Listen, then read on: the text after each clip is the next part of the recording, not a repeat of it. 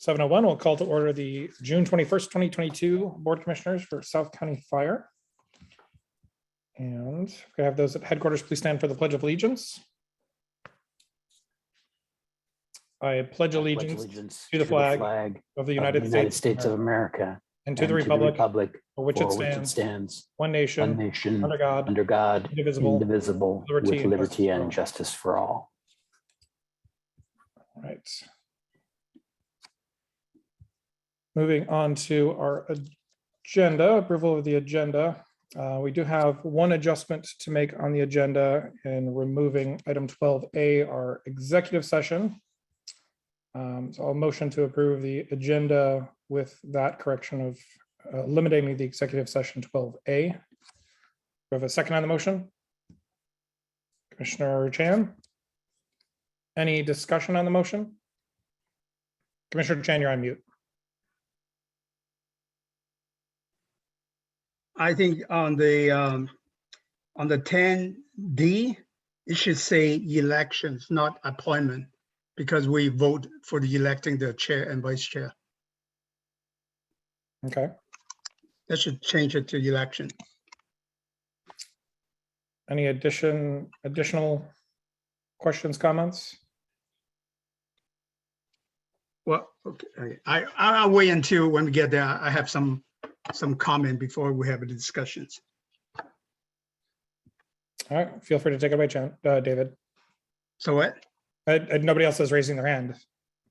Oh, on that, because this is the first time, it is our first time on the agenda. I think it should be real discussion right now. And then we, because I understand you haven't resigned, officially resigned yet. You haven't had, do you have a written resignation yet? No, not officially written yet. Yeah, so I don't think, I would like to say has a discussion and then we table until the next meeting to do the election. Because officially you're not resigned, so we cannot elect the chair. So the amended motion is to remove item 12A, but also change that to election instead of appointment. Right, and then also just a discussion and not as a, we're not able to vote it, yes. Well, if there's action that takes place that necessitates it, then it may require action as opposed to just discussion.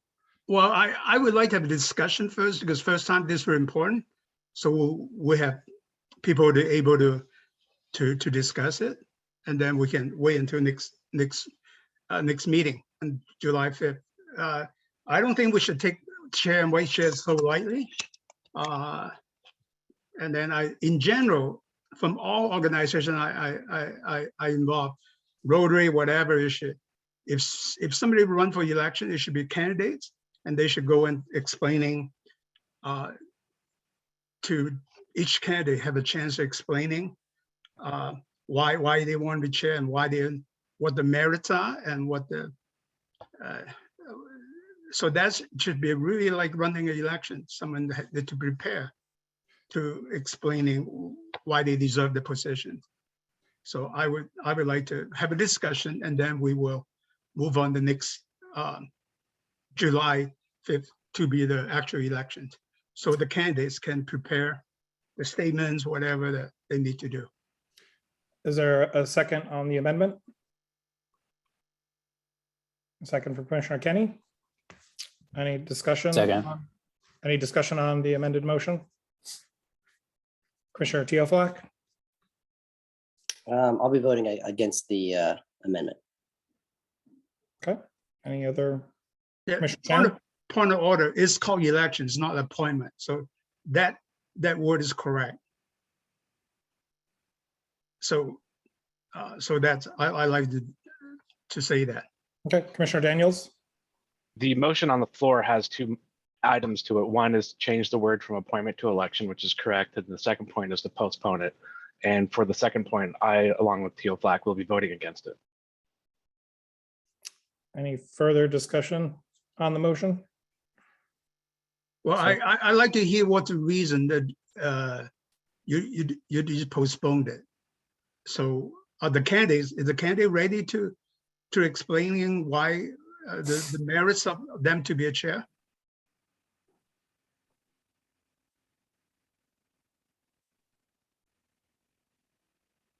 I assume the individual, if somebody's appointed or if somebody's nominated and chooses to pursue, then they would probably make a statement at that point.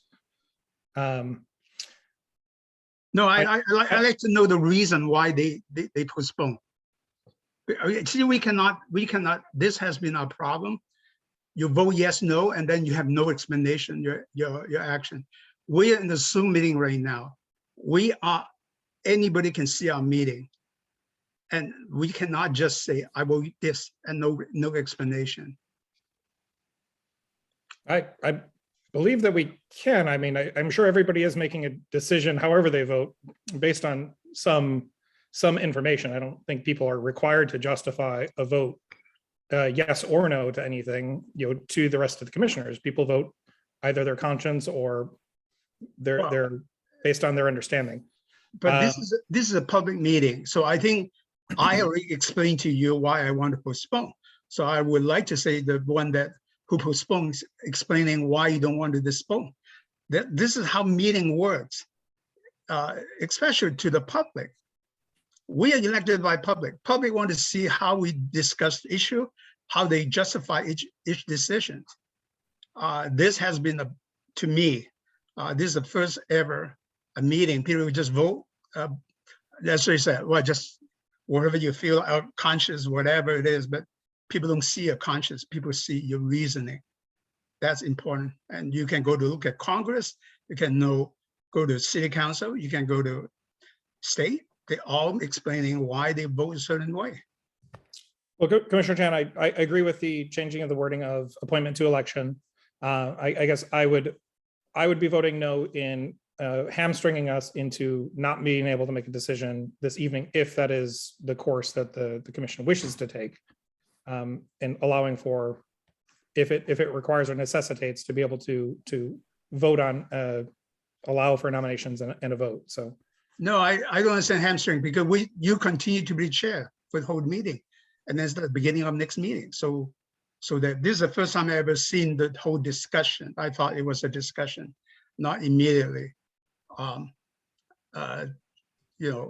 appointed already. So that's why I do not hear a good reason that we cannot postpone. To me, my reason is very good. any further discussion on the amendments? So all in favor of the amendment to the agenda presented by Commissioner Chan, say aye. Aye. Is Commissioner Rowland on the call yet? Commissioner Rowland? Yeah, I'm on the call. Okay. Do you have a vote? All opposed? Commissioner Rowland? I could do either. It doesn't matter to me. Okay. The 4-2 and either 3 or 4-2 and abstentions. Are you abstaining, Commissioner Rowland? Sure. All right. Motion fails. So we're back to the original agenda with the omission of 12A, the executive session. Commissioner Daniels? I move that we change for item 10D, the word appointment to elections. Do I have a second on the motion? Commissioner Lawrence? Any discussion on the motion? That's a correct term. That's why I support it. All in favor, say aye. Aye. All opposed? Motion carries. Moving on to item number 4, consent agenda, items 4A through E. Claims, vouchers, healthcare EFT, and payroll summaries. Have a motion to approve. Commissioner Daniels, we have a second on the motion. Commissioner Teoflack, any discussion on the motion?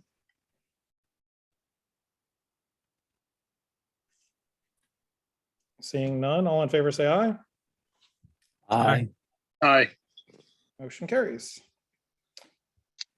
Moving on to our swearing in ceremony, item 5A with our recruit class 2022-2 with Chief Hovis.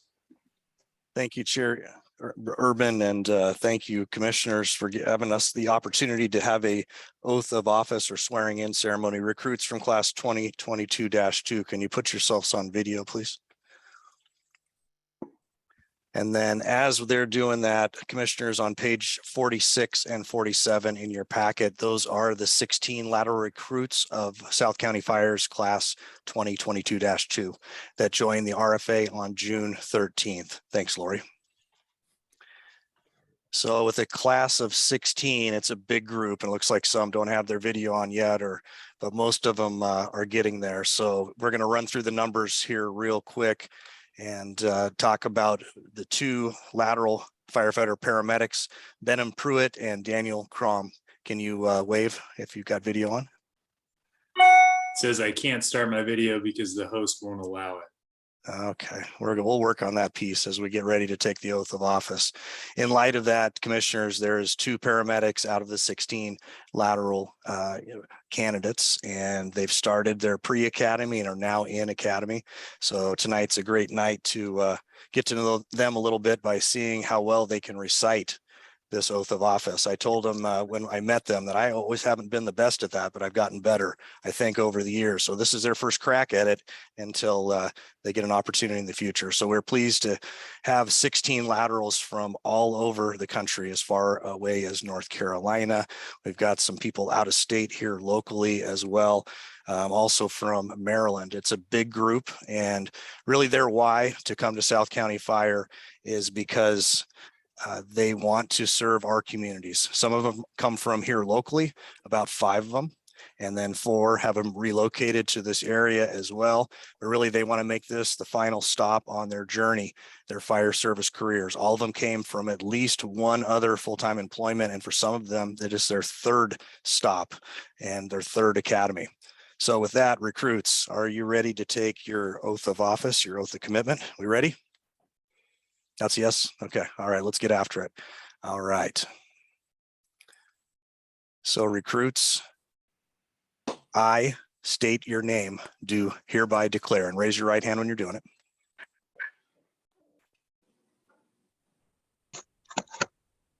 Okay, we'll start this again.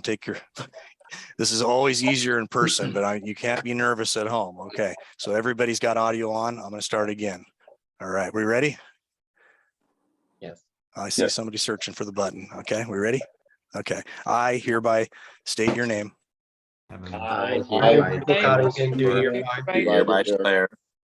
Declare that my fundamental duty is to serve the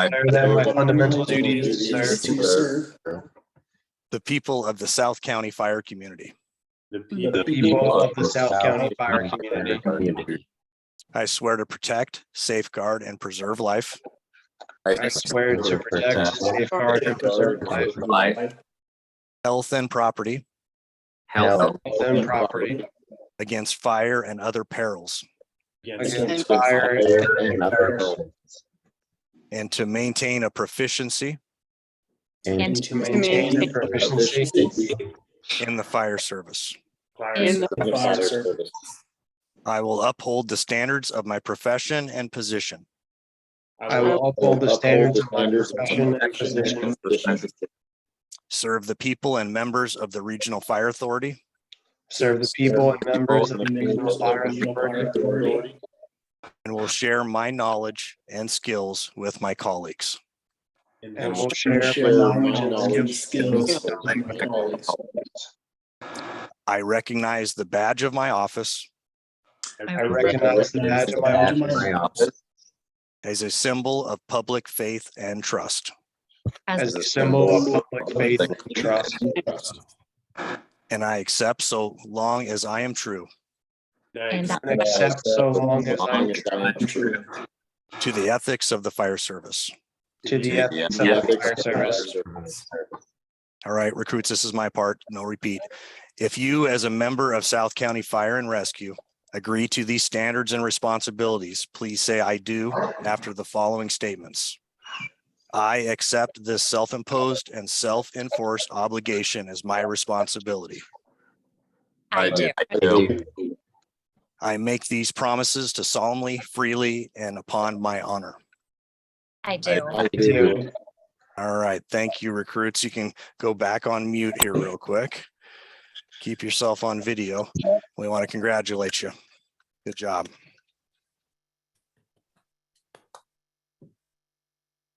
Recruits, as you know, you're 16 now, and we've got a number of conditional offers out. So the next group is going to be bigger. So they've got a lot to live up to moving forward. But nice job on the oath of commitment. And you need to be back at work tomorrow. So you're back all at home now. So get a good night's sleep, rest up, and a hard day at work tomorrow. So with that, Chair, with your okay, I'd like to excuse the recruits and we'll move on. Okay, recruits, you're dismissed. Thank you very much.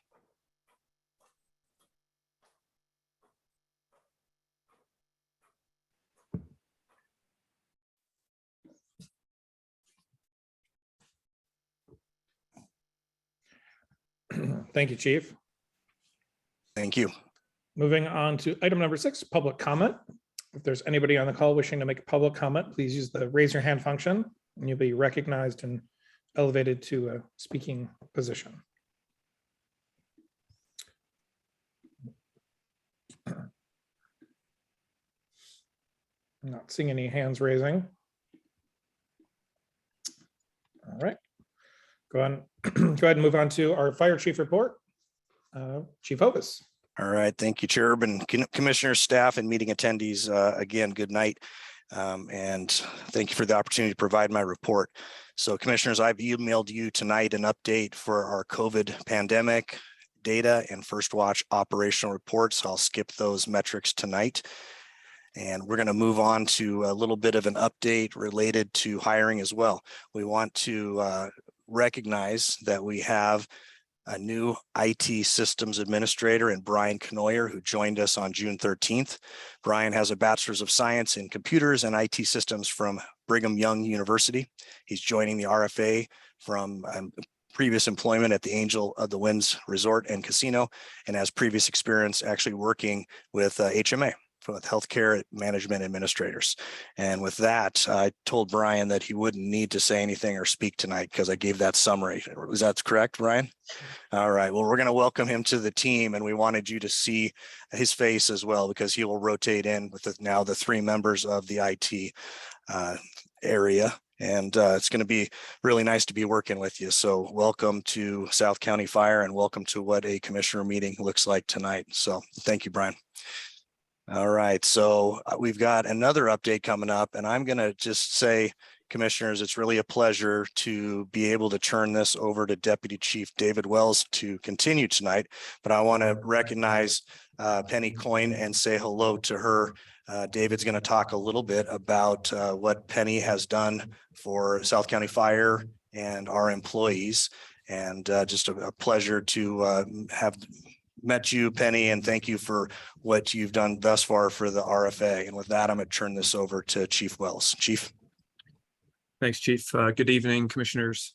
I'd like to introduce Penny Coyne to you, who is on this call with us this evening. Penny lives near headquarters and is very committed to the fire service and to firefighters. And she made a very generous donation to South County Fire. And with that donation, the training division has purchased 3 forcible entry doors. The picture you're looking at here is of one of our freestanding doors. And this door can be transported all around the RFA, and crews can use it to train on forcible entry. And this was the day that Penny came up and visited us and got to see the door. The 2 other doors are actually integrated into our training tower. Captain Dave Matthews actually kind of fabricated them into our training tower, which is a great addition to that prop out there. And so not only will these doors benefit the members at South County Fire, but they will also benefit every Snohomish County recruit that comes through the recruit school that we host here at our facility. So with that, Penny, on behalf of South County Fire, I just want to say thank you for your donation. You're very generous. We appreciate it very much. So thank you. Thank you. Thank you very much. It has been a blessing, actually, for me to have found you. I don't live in your jurisdiction. My sister does. Commissioner Chan, she wanted me to tell you that she voted for you. She lives she lives on Lake Stickney, and my family's been there for 56 years, so we're part of the old school. And being able to be a part of your family has just meant the world to me, and having the opportunity and the resources to provide some training equipment. And quite frankly, if it saves one life, it was so worth it. And I can't wait for Captain Matthews to find out what else you need, so I can hopefully be able to provide it. And I'm really looking forward to when you take volunteers again, because I know it's COVID and all of that.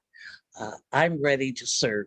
And I just thank you from the bottom of my heart for allowing me to provide this training equipment. Thank you. Commissioner Chan? Yeah, thank you. I'm really happy. What's the sister's name? Melody Tucker. Meredith Tucker. Yeah, okay. I just have to tell you that Lake Stickney is a very close community, and that is every one of us very active, and that's why we fight the building. I don't know if you've heard about that, the wildlands, and then yes, And that thunderstorm with Right. the lightning. Oh, that was Yeah. a few doors down from her house. From the house. Yeah, the reason we need citizens like you participate and also be caring about the organization. I appreciate it very much. Thank you, Your sir. donations, yes. Thank you. Well, Chair and Commissioners, if there's no other comments, Penny, we'll look forward to seeing you again. Thank you so much for connecting with South County Fire. And you two have been a blessing to our organization thus far, and it's great to have you on our team in a very unique way. So again, thank you for watching, I think, the last 2 or 3 commissioner meetings, and the last one until the very end. So thanks for being so involved with that too. I know our commissioners appreciate members of the public watching, and so do we as staff. So thank you. Yeah, Thank you. Looking forward to learning more. very much appreciated. Did you get to ceremonially open the door for yourself? Did they teach you on how to break in? No, they asked, but I don't think I could lift that thing you hit the door with. It looks really heavy. You guys have some muscles. There are guns there. But it was great. It was just amazing. Thank you so much. We look forward to getting back to being able to engage more directly with our citizens and supporters and everybody that just has a passion for this. Thank you, Commissioner. Thank you. Thank you. All right, Chair and Commissioners, I'll continue on with the Fire Chief report tonight, and we're going to go with a visual aid now. Lori, if we could, please. I want to talk a little bit, Commissioner, about somebody that you might recognize, and that picture is right about the era to which he was at a lot of commissioners meetings. So that is now firefighter Scott Hamilton, who joined in 1997 Fire District 11. And Fire District 11 and 1 came together in about 2007 or 2008. Scott Hamilton became union president when the Edmonds merger happened and a lot of other things. That gives Scott about 25 years here in our organization. He is going to be retiring at the end of this month. So we want to thank firefighter Scott Hamilton for all of the roles and all of the hard work and commitment that he's offered the 3 organizations that he's been a part of, as he's now relocated to Idaho and will be enjoying a well-deserved retirement. Thank you, Scott. Great job. We are going to go to the next picture, which is also someone that joined in 1997, Fire District 11, as a lateral firefighter paramedic from Texas. This is Captain Kevin Fetter. Captain Fetter was promoted in 2014. Commissioners, you probably also saw him talking about the Wellness Fitness Initiative, or our workout program over the years. He was also very instrumental in getting Fire District 1 with Tom Treves, and when Chief Wittes was here, to a self-insured medical program. A lot of contributions both at work at the stations and also behind the scenes. That gives Captain Fetter also 25 years of service plus his previous time in Texas. And by the way, I left off that firefighter Scott Hamilton was also a lateral hire at that time from Oregon at that time. So again, thank you, Captain Kevin Fetter, for all of your years of service, the 3 organizations you were part of, and serving our communities. And everyone deserves a great retirement. And this one came maybe a little bit longer after they thought he got hired, that he would be part of our organization. Joining in 1979, Fire District 1 is firefighter Steve Francis. That is 43 years of service to the community. Fire District 1, his entire career up until the point we became South County Fire. He is our most tenured employee, and amazingly can almost remember every significant incident that he's been on during that time. He lives local in the area, and he will remain a part of our community in a different role. He's now a member of Support 7, and he recently became ordained as a chaplain and will serve as a chaplain with Support 7 as well. So amazing career. Thank you for your service to our community, also in the Honor Guard for many, many years. Firefighter Steve Francis. And with that, we'll transition to one significant event. Commissioners Melissa Blankenship sent out a media broadcast that included the fire dispatch last night at 11:30 p.m. That was a fire in a commercial building. If you've been by Costco Business Center in Linwood, look to the right. That building has over the years contained many businesses. It was fully involved on arrival. You see the ladder truck going down, putting water on it, really a defensive fire. Shannon Towing, Speedy Signs, International Glass, and Window Tinting were all businesses that were in this building at the time. No civilian or firefighter injuries. Crews did a great job keeping the fire from spreading to a nearby apartment building. Crews were on scene all night into the day, and some crews are on scene today, just making sure and doing some mop up. Support 7 and Red Cross also assisted, and at least 8 residents from around the area were displaced due to smoke damage. Cause of the fire remains under investigation. And with that, we can take the picture down. Commissioners, thank you for the opportunity to provide my fire chief report this evening, and staff would welcome any questions from the board. Thank you, Chief. Thank Any you. questions, comments? Commissioner Chan?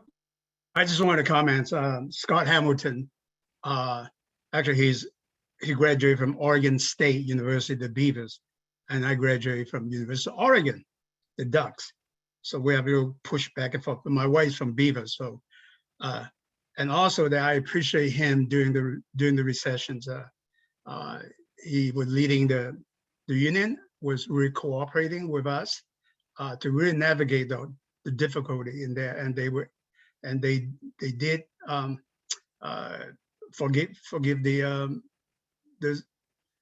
CPI adjustments, and while we were in difficult times. So I appreciate him very much. And also Steve Francis. Is he still hold the all-time overtime king reputations?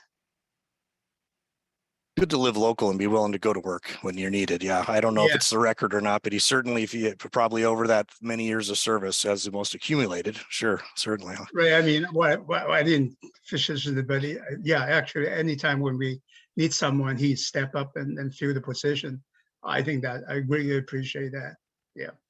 Yeah, Steve, Captain Fetter, Firefighter Hamilton, and Steve Francis have all made amazing contributions to in the organization in a lot of different ways. I think Steve Francis at least has my endorsement as maybe the nicest person in the world, and certainly at least the nicest person I've met in this organization the whole time I've been here as well. Always been there for everybody. Yes. And I'm glad he wants to continue to do that in a different role. Great person. And we could talk all day about former President Hamilton and Bothell annexation, Mukilteo annexation attempts, all the other things. And I know Kevin's Fetter is online tonight, and his wife Tricia has helped out a lot behind the scenes as well and supporting him. And we're losing what I'll call 3 rock stars. So congratulations to them for the retirements. Right. Any additional questions, comments for Chief?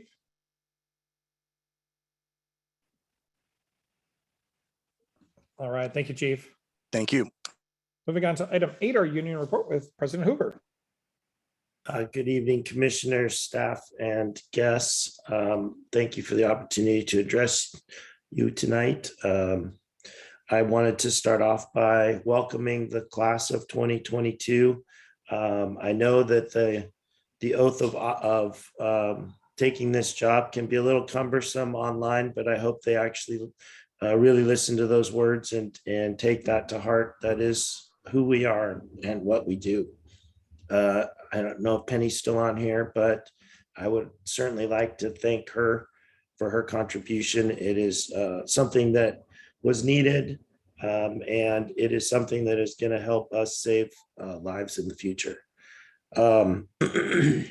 As you just heard, we're losing 3 great firefighters, captain and 2 firefighters to retirement. And with that comes a vast knowledge and experience that they will take with them. We're hoping that they were able to pass that on to our young firefighters before they leave. I know that all 3 of them have done that to me. And for that, I thank them. Also, last night, during that fire that you saw in Linwood, there was another commercial fire in an apartment building at the same time in South Everett.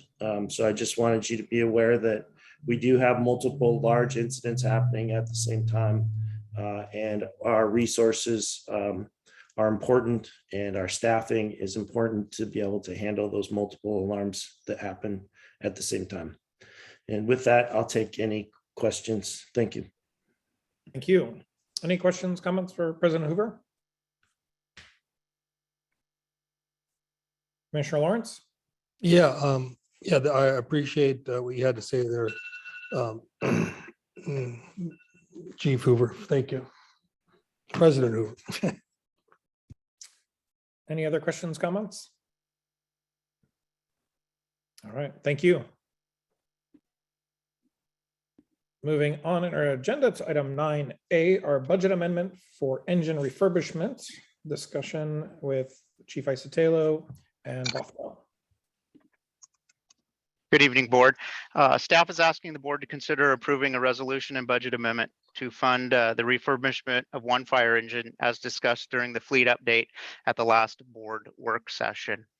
Future additional funding of the remaining fleet updates would be part of our 2023 budget development process. Commissioner Kenny, you had asked a question last week towards the end as far as the out years on the budget and the impacts. And so I added that in the fiscal impacts in the very last session. CFO Bothwell and I took a look at that, and it's roughly between $6 to $7 million in the next couple of years, and then in the out years it's $16 million through the year 2039. So I hope that answers your question and what you were looking for, and if not, we can definitely do some more work on that if you have additional questions. So with that, I'll take any questions. Great. Any questions, comments? Commissioner Kenny? Yes, Chief Isotelo, thank you for that. And I do appreciate that. That is helpful.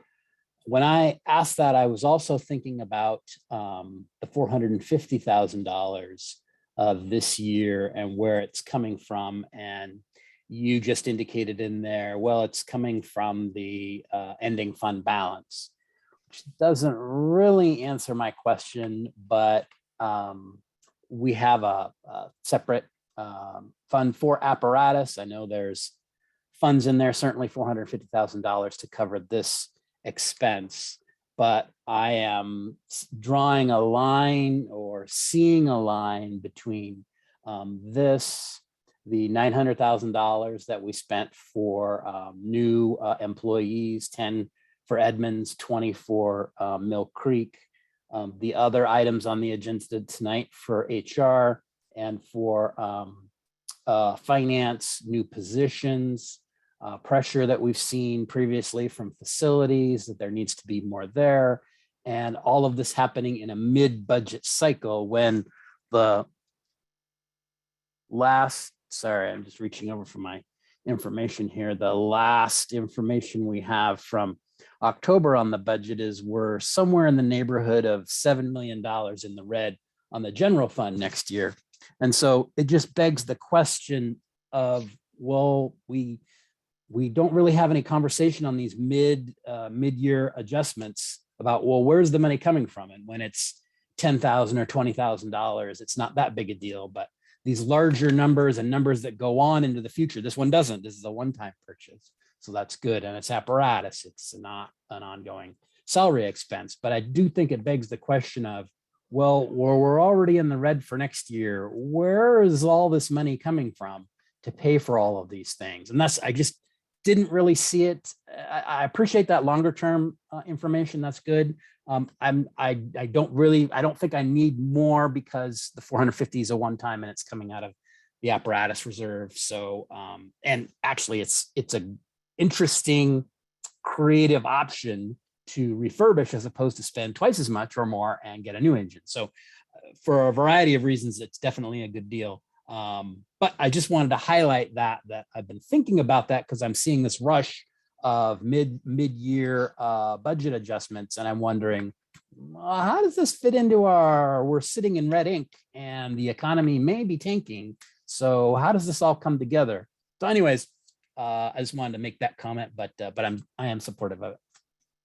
Thank you, sir. Any other questions, comments? Commissioner Daniels,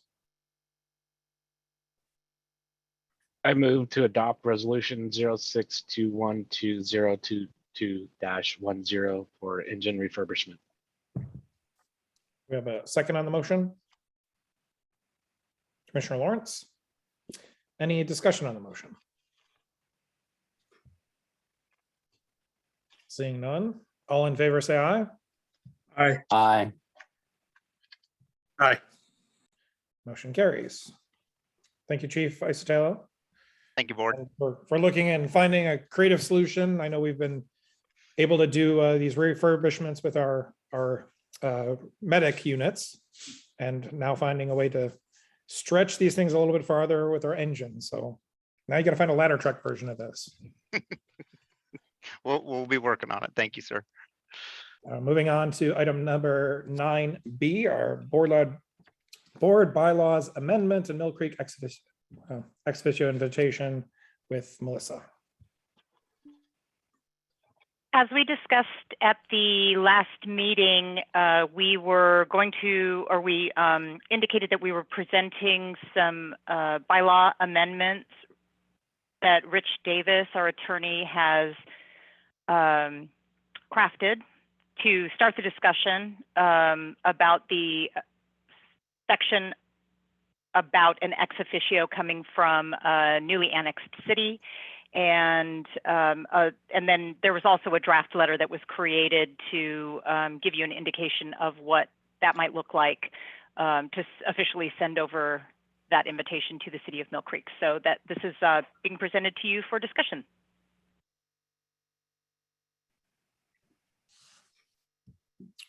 Great. Any questions on either of those two items that were sent out? Commissioner Kenny? I sent out a little while ago, before the meeting, some suggested changes that I have to Rich's draft, or suggested edits. But basically along the lines of making this non-voting commissioner position more involved. I don't think that came out in the packet. Was the original language from the RFA plan, which calls for this position. And that's at plan page 10, article 2.2, which says that upon annexation of a participating jurisdiction, such participating jurisdiction shall be entitled to one non-voting position on the governing board until January 1 following the year in which a commissioner is elected from any newly drawn commission district covering some or all of the participating jurisdiction's boundaries. Now, we didn't flesh out in the plan at that time, the precise details of how that would operate. But I think one of the things that we were thinking about, and one of the things that I think we should think about, is trying to make that position inclusive. It's clear that it's a non-voting position, but I think that we can do a little bit more than Rich put in here about being inclusive. One of the things that I think that we should do is he's suggesting that we call the position a liaison. And I think that's not very inclusive. And I think that we should use the term commissioner non-voting, or CVN. The reason for that is really more practical than anything else. And that is when we sit on the board, it's, I think, easier to call everybody commissioner as opposed to there's 7 commissioners and then there's Mr. or Madam Liaison. That just is a little odd. I don't know that there's any reason we would, it has to be liaison. We can call it whatever we want. I do think some distinction between elected commissioner, fire commissioner, and this unelected commissioner, we need to have something because it's a non-voting position. I'm suggesting the term commissioner non-voting. And in addition, I think that to be inclusive, while the position is not able to vote on motions, I think we should try to make it as much of a commissioner position as we can, including that they get the same compensation that commissioners get in terms of the $100 and I want to say it's $28 a day for reimbursement for whatever they do on a day for the RFA or their travel or what have you, just like any other commissioner, but also trying to make them as inclusive as possible, give them the ability to make and second motions. So kind of bringing them right up there to the edge of being a commission. They can't vote, but empower them to make motions. I was a little uncertain on should they be able to be chair or vice chair? Yeah, I think that's probably better not to do that. But I did make those edits to do that. Basically change the name to commissioner non-voting, allow them to make and second motions, and allow them to be treated for compensation purposes the same as a commissioner. Rich had drafted it so that they didn't get any compensation other than, I think he indicated, mileage. So the reason for that is we're really drawing on a blank slate. We can make this whatever we want to. It's not defined in the plan other than that the individual is non-voting. But depending on how the commissioner districts are apportioned in the next year when we do that, if there is no position that is up for election that touches Mill Creek in 2023, then the individual or individuals, whoever serves in this position from Mill Creek, is going to be with us through the end of 2025. So they're going to be with us a while.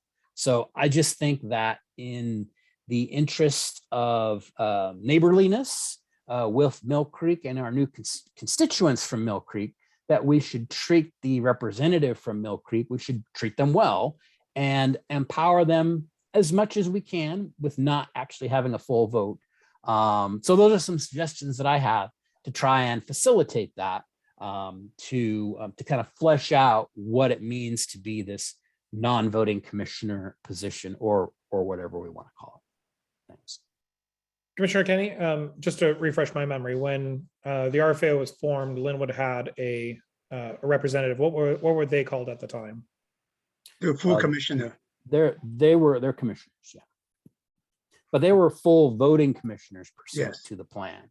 Okay. And this was created because we anticipated at some point we would have other jurisdictions come in, and we were, knowing that the board was already 7 members, we were thinking about, well, how large do we go? You'll see in there's another provision 2.3, it says we'll never go more than 9.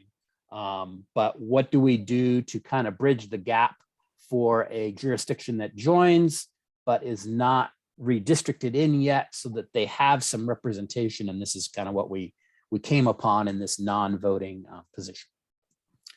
And in the current structure with the 9, is that dependent on just voting, or is that a hard cap? Because my brain goes to, your comment of, if no district is touched and we have to go to 2025, what if a Mill Creek and Briar, or sorry, a Mountlake Terrace and a Briar also join next year? And then we've got 2 more non-voting, and now we're sitting into the 10 potential range. Does that fall outside of? No, that would 2.3 on the 9 is only 9, a max of 9 permanent voting members. Okay. So these non-voting members in 2.2, this is just like it's a temporary, it's a surge for that period of time during which, kind of as a transitory temporary measure, until they have a apportioned district that is actually elected. For that period of time, they have some some say, shall we say, on the board. So yeah, it could go higher with multiple temporary members, but they will come to an end once the redistricting happens. And as we redistrict, like if another jurisdiction came on next year, potentially we could redistrict again 6 months after that or a year after that. And so yeah, we could definitely have more than 9, but would be capped at 9 permanent members, unless we amended the plan, in which case we could do anything. Just thinking if we're cracking this open and doing something now, to think of, potential future scenarios so we don't have to do this again would be, good. Commissioner Chan and then Commissioner Lawrence.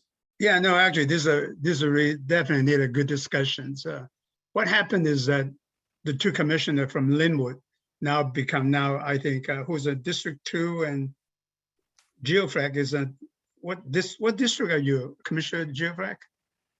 You're Chris. Commissioner Teoflack. Are you District 2? District 1. I'm District 2. You're District 2, and then District 3, I think, is also. So that become the part of that. But they still, I think the term is really good, because actually City Council still have a co-liaison person, but that person is supposed to just not come to every meeting, but just kind of report back to the City Council what's going on the service side of it. So I think in that situation that they would not get paid. They don't need to come. So my question to you is that, so those commissioners, they have to attend meeting, right, with us. You call them commissioner. Do they obligated to, they got paid, but also do they obligated to come to every single meeting, or just selectively? How does that work? Commissioner Kenny. Well, it works however we want it to work. If we're treating them as full commissioners, then with that provision in state law that says, I think you have to make 3 regular meetings. If you miss that, you can be deemed to have vacated the position. I mean, in theory, I suppose we could use that, but it just means Mill Creek reappoints them or appoints somebody else. So, I'm not quite sure. We can kind of write that. If you want to tie up loose ends as you think about that, I mean, we could draft for that. I don't know if we need to, but we could kind of see how it plays out. But I mean, it's like I said, when I started talking about it, I kind of said it's a blank slate. We can write it however we want it to be, which is kind of nice. Yeah, but I have a intention not to get them required to them, because many of them may be too much obligation to them, and so they be selectively. But it's important though, because we are setting a good example for Mountlake Terrace and Briar, and also Edmonds when they join us. Right, one of the major selling point for us that they have good representation of the residents, so they can have inputs that are affecting their cities. So I think, yeah, during the interim period, they need to really get involved, and they can, as much as they want, but not, I'm concerned about restrict them to have the free meetings that And then they don't meet it. And because I assume that many ex official can be just a city council, right? The same as the Linwood. They were city council and then commissioner position. It become a really busy job for Well, them. Commissioner Chan, actually, in the plan for Linwood, yeah, it had to be a council member or the mayor. Right. But for Mill Creek or any other Just- city that joins us in this temporary position, it can be anybody the city designates. So this is not necessarily an elected council member or the mayor. It could be anybody Mill Creek sends. So they just have to designate them. So just be prepared for, it may not be a city council member or the mayor. Okay. Commissioner Lawrence? Yeah, yes, Commissioner Kenny, I hear what you're saying. Sounds like some possibilities there. But why don't we wait till this person that's appointed comes to us, and then we could discuss it with him if he wants to be like a full commissioner and get paid for the meetings and stuff, the consequences for missing meetings and all that, or he just wants to kind of just come here and listen and report back to the city. So let's not get all knickers in a twist here on over this. Just let's wait till that person's appointed and then go from there, which very possibly, if he want to do what you're talking about, no problem. Okay. So Commissioner Lawrence, part of the issue is that we don't have a provision in our bylaws that allows for this at this point. So we need to create the ability for a city to have a liaison ex officio non-voting commissioner in order to seat them. And I assume that, you know, in my mind, they're a liaison. There's somebody that comes to our meetings, is able to understand what's going on, relay that back to the city of Mill Creek, and also bring discussion items or bring their ideas into the discussions. Just when it comes to the final vote, not being an elected, they would not have a way to change the tide through a vote. But full participation, you know, for full participation is definitely beneficial. Yeah, just not to call them what we call them commissioner, or if they get paid or not, and those little details. Just wait, we'll add that later if we need to, if that person wants to get that involved. That's what I'm saying. Just not make it too complicated. Okay. Just go with our attorney's recommendation at this point. Okay, Commissioner Rowland?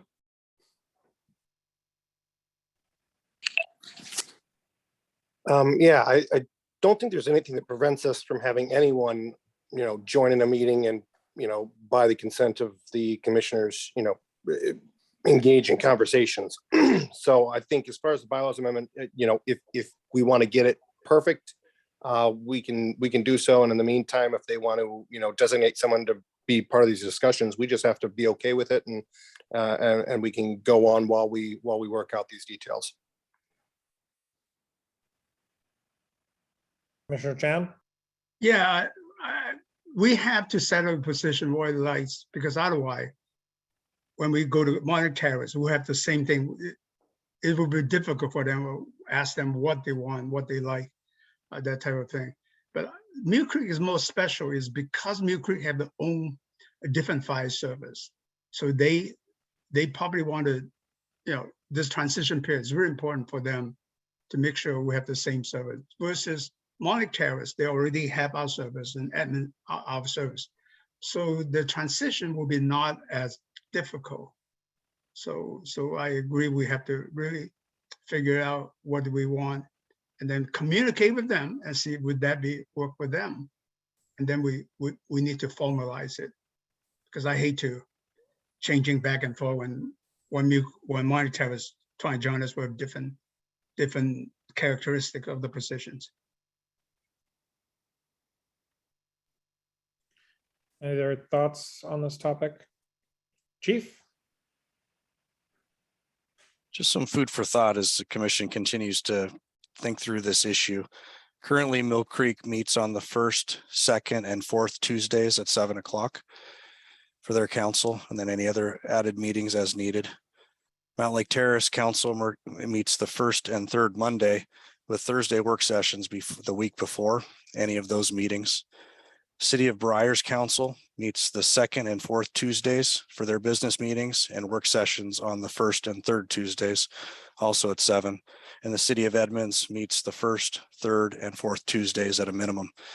So as we think through these potential issues, whether it's ex officio or called something else, the one thing that that I think would be important to all of those electeds that may have other commissions that they answer to, or external appointments to community transit, sound transit, public safety committees, those sort of things, the workload could be heavy. And I know that a city manager or deputy city manager or police chief could potentially get assigned to be a liaison from the city of Mill Creek or Mount Lake Terrace or Briar. And 2 of those cities have a city manager system, 2 have an elected system. So just very complex. And I know they've got a lot of meetings too, just like we do. So just some food for thought, thinking about our current internal partners and future annexers that are under contract right now to the RFA. Commissioner Teoflack? I guess the question's for Chief. Does Mill Creek want to have this liaison person? I talked to the acting city manager Friday of last week, just made sure that he knew that this was going to be on our agenda, so he wasn't surprised about the conversation. Has not had a conversation yet with Mayor Holtzclaw or other members of council. And we are meeting with them on another topic related to Station 76 and other items we discussed recently. We're going to meet just to talk about that on Thursday at 3 o'clock this week, be able to report something back at our next meeting, or one of the other chiefs will be able to. Okay, so we don't even know if they really want to have a liaison. As of now, we don't. What we do know is they had a fire board that related with Snohomish Regional Fire and Rescue. That fire board had the chief informally, but 3 commissioners from Snohomish Regional Fire and Rescue. City of Mill Creek had the city manager, but the deputy city managers are backup, and 2 council people on that appointed board. Mayor appoints, council confirms. That's how Mill Creek did it in the past. I just don't know what that's going to look like or what their desire is moving forward. Yeah, I guess for my opinion, it's just to table this to see if Mill Creek even wants to have someone on as liaison. Well, and my assumption is, they're going to want to have some level of representation, given what Commissioner Kenny brought up last meeting about, redistricting. They might want to have the ability to hear the conversations or be participating in conversations about how district bounds might impact Mill Creek and future appointments. I do tend to lean away from the ex officio, because ex officio is, by default, essentially, if it was a council member, as Chief points out, a lot of crossed meetings and timeframes that just don't necessarily work. And we don't want to hamper our future joining communities with the same. It's got to be somebody that's a council member. Plenty of interested and active people in the community that serve on boards and commissions that the city might want to appoint to serve in that kind of a role. I would lean towards, we need to assume that they'll want some level of a person at the table. Whether or not they actually take it up, I think the same would be true for any other future cities joining. I tend to lean towards the liaison. I think the commissioner moniker is commissioner non-voting. I think it's just easier to say liaison until they're elected, and then change the moniker to commissioner. Whether or not that's a per diem reimbursement, that's, I guess, on us to decide. And if they're coming to all the meetings and have the opportunity to come to all meetings, why not? That's a certain level of commitment. I myself do serve in an ex officio on the Edmonds Economic Development Commission, by fact that I work for the chamber. And it used to be that I just sat there, listened, and at the end I had 5 minutes to say something. And they changed it at one point and said full participatory. I wasn't not able to make motions or second motions or vote, but definitely work to sway the conversation or add information that maybe isn't at hand for others. And I definitely have felt an impact in being able to relay my understanding and my knowledge in those discussions and, help maybe change, perceptions or change a vote through, my communication. I think we need to do definitely to make it official in our bylaws in some form and not just to show up to the meeting and we'll let you talk and have it be informal. I think they've taken a chance on us and, joined the RFA, and I think having some level of representation for their citizens should be codified in our bylaws and informalized. So that's my thoughts on it. We don't have to take action or anything specifically tonight. We do have time between now and August 1st or the beginning of August to, keep working at this, have our attorney look at other language potential and see if there is anything within other districts that we can pull from as precedents. Commissioner Daniels? I graduated Linwood High School in 1999, and at that time, I was appointed by the Edmonds School Board to be the student advisor to the school board. And so maybe perhaps instead of the word liaison, maybe Mill Creek advisor would be a suitable term. There, I didn't get paid, nor was I included on executive sessions, nor was I able to make motions or second motions or vote, but I was able to fully participate and attend events, including the event down in Olympia, and provide information. So it sounds like this position would be very similar in that nature. So I echo what Chair Urban has been saying. Any other thoughts, questions, comments? Okay.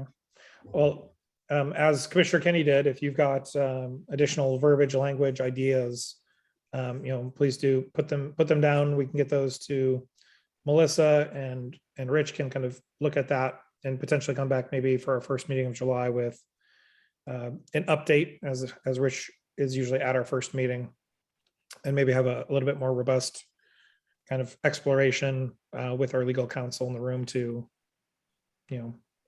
make sure we're taking into account anything that he's kind of planning for. Does that sound good, Melissa? Okay. All right. Moving on to item 10A, our incident action plan overview for July 4th with DC Chalfant and PIO Hines. Good evening, board. Thank you for the opportunity to come in and discuss this with you. As we begin to build and develop our incident action plan for the July 4th holiday, we wanted to provide opportunity to open up the discussion with this group tonight. Overall, our messaging will be very similar to that of last year in the broadcasting and further advising our crews and personnel of the ban in the area on the fireworks discharge. This year it will be slightly different because we don't have that Snohomish County Sheriff's support that we did last year, or the similar support of overtime officers. But we will plan to up staff units currently. Battalion started working this weekend to develop those rigs within our staffing program, and we'd like to put on a brush unit for the evening from noon till midnight in the North Battalion, and then one engine each in the South and Central. This in addition to our standard offers for our peak activity units to also stay on until midnight on this date, should they have availability at an overtime. And then obviously we have the additional 820 over last year, just as our regular staffing. So those would be our intents this year. As you well know, there are some challenges. We do have some fleet issues, and sometimes on a just an average Thursday or Friday, we have a list of units that are available for weekend use should they be needed, and by Monday morning most of those are in service due to mechanical or some other issue. So we're watching that closely, working with the shop on that issue. Additionally, we've had a high overtime rate, so getting those callbacks or people accepting that overtime could be increasingly difficult this year. Double check this afternoon, and of the 3 additional rigs that have been out for staffing, 3 personnel per engine and 2 personnel for the brush unit. We have a total of 2 that have accepted overtime on those rigs currently. So still early, it's about average, but we'll keep an eye on that and make any pivots that we might need to as that gets closer, based on either staffing interested or fleet issues. In addition to some of the messaging, there'll be discussion about just general safety guidelines. It's included every year in our incident action plan. Have our personnel hydrate, watch the weather, think about the wind conditions, make sure when they're out and driving in public, windows are up so we don't get any possible projectiles into the rigs. And then most importantly, emphasizing the general safety guidelines to not engage any persons in the public that might be discharging fireworks, but to request law enforcement as needed or necessary for events like that. So that'd be the basic framework of the incident action plan as it is every year. We do have some public events, which I'll turn over to Leslie to discuss the one event actually currently. Thank you. Our one big event this 4th of July will be the parade in Edmonds. And I'd like to invite any commissioners who'd like to join us in the parade. Let me know if you'll be attending, and plan to be at Station 17 by 10:45 on the 4th of July. So if you think you might want to do that, let me know, and we'll make plans accordingly. And parking is problematic, so give yourself Yes. lots of time on the 4th. Yeah, the parade lineup is right there. So yes, plan accordingly. Yeah. Well, it'll be fun. South County Fire starts off the parade, and I'll be finishing it in the golf carts at the end. So hopefully we don't hit a quorum. Question for DC Chalfant. Yes, So if we have a limited number of people taking the opportunities for overtime, are those additional staff going to be prioritized around historic hotspots for fireworks that we've seen in the past, or are they just going to still be kind of spread throughout the RFA? Yeah, if we had to prioritize off the top of my head, I'd tell you I would lean towards the North Battalion being that prioritized spot, being that that's the primary location of most of our unincorporated, or we're bordering on the central. That south end with, Terrace, Pryor, Edmonds, Linwood, who have had bans in place for a considerably longer amount of time, historically has been less concerning. So yeah, there'd be a prioritization. We'd take a look at the last few years worth of incidents. Again, think that would point us more towards that North Battalion. And given it's fireworks, generally it's not too many things that are shrapnel, projectile. For units that are out there around those calls, are they prioritizing body armor or anything during this kind of time frame, or is that just kind of kept to the side? Yeah, we certainly have those available on every apparatus now. Appreciate that budget hit this year, so that they are available. We do have the spares in the battalion rigs, so any upstaffing, we would be able to accommodate those personnel on those upstaffed rigs as well. So would that be more of a personal decision, or is that given that you get yahoos, and I was one as a child, that strap something to something else and don't think of the consequences of what that throws at a distance. I know we're not out there throwing water on fireworks directly, but just wondering if there is kind of a stronger encouragement of, if you're out there surrounded in those kind of environments. Certainly, we have strong encouragement every day with the guideline in place. It's attached within our dispatch protocols to a police call type. So if there's ever any question of an explosive or an assault weapon, things of that nature, those come to our personnel immediately as part of their initial dispatch, and they're told to put their gear on right then. For standard run-of-the-mill medical calls, I don't think you'll see a lot of that, just based on their approach.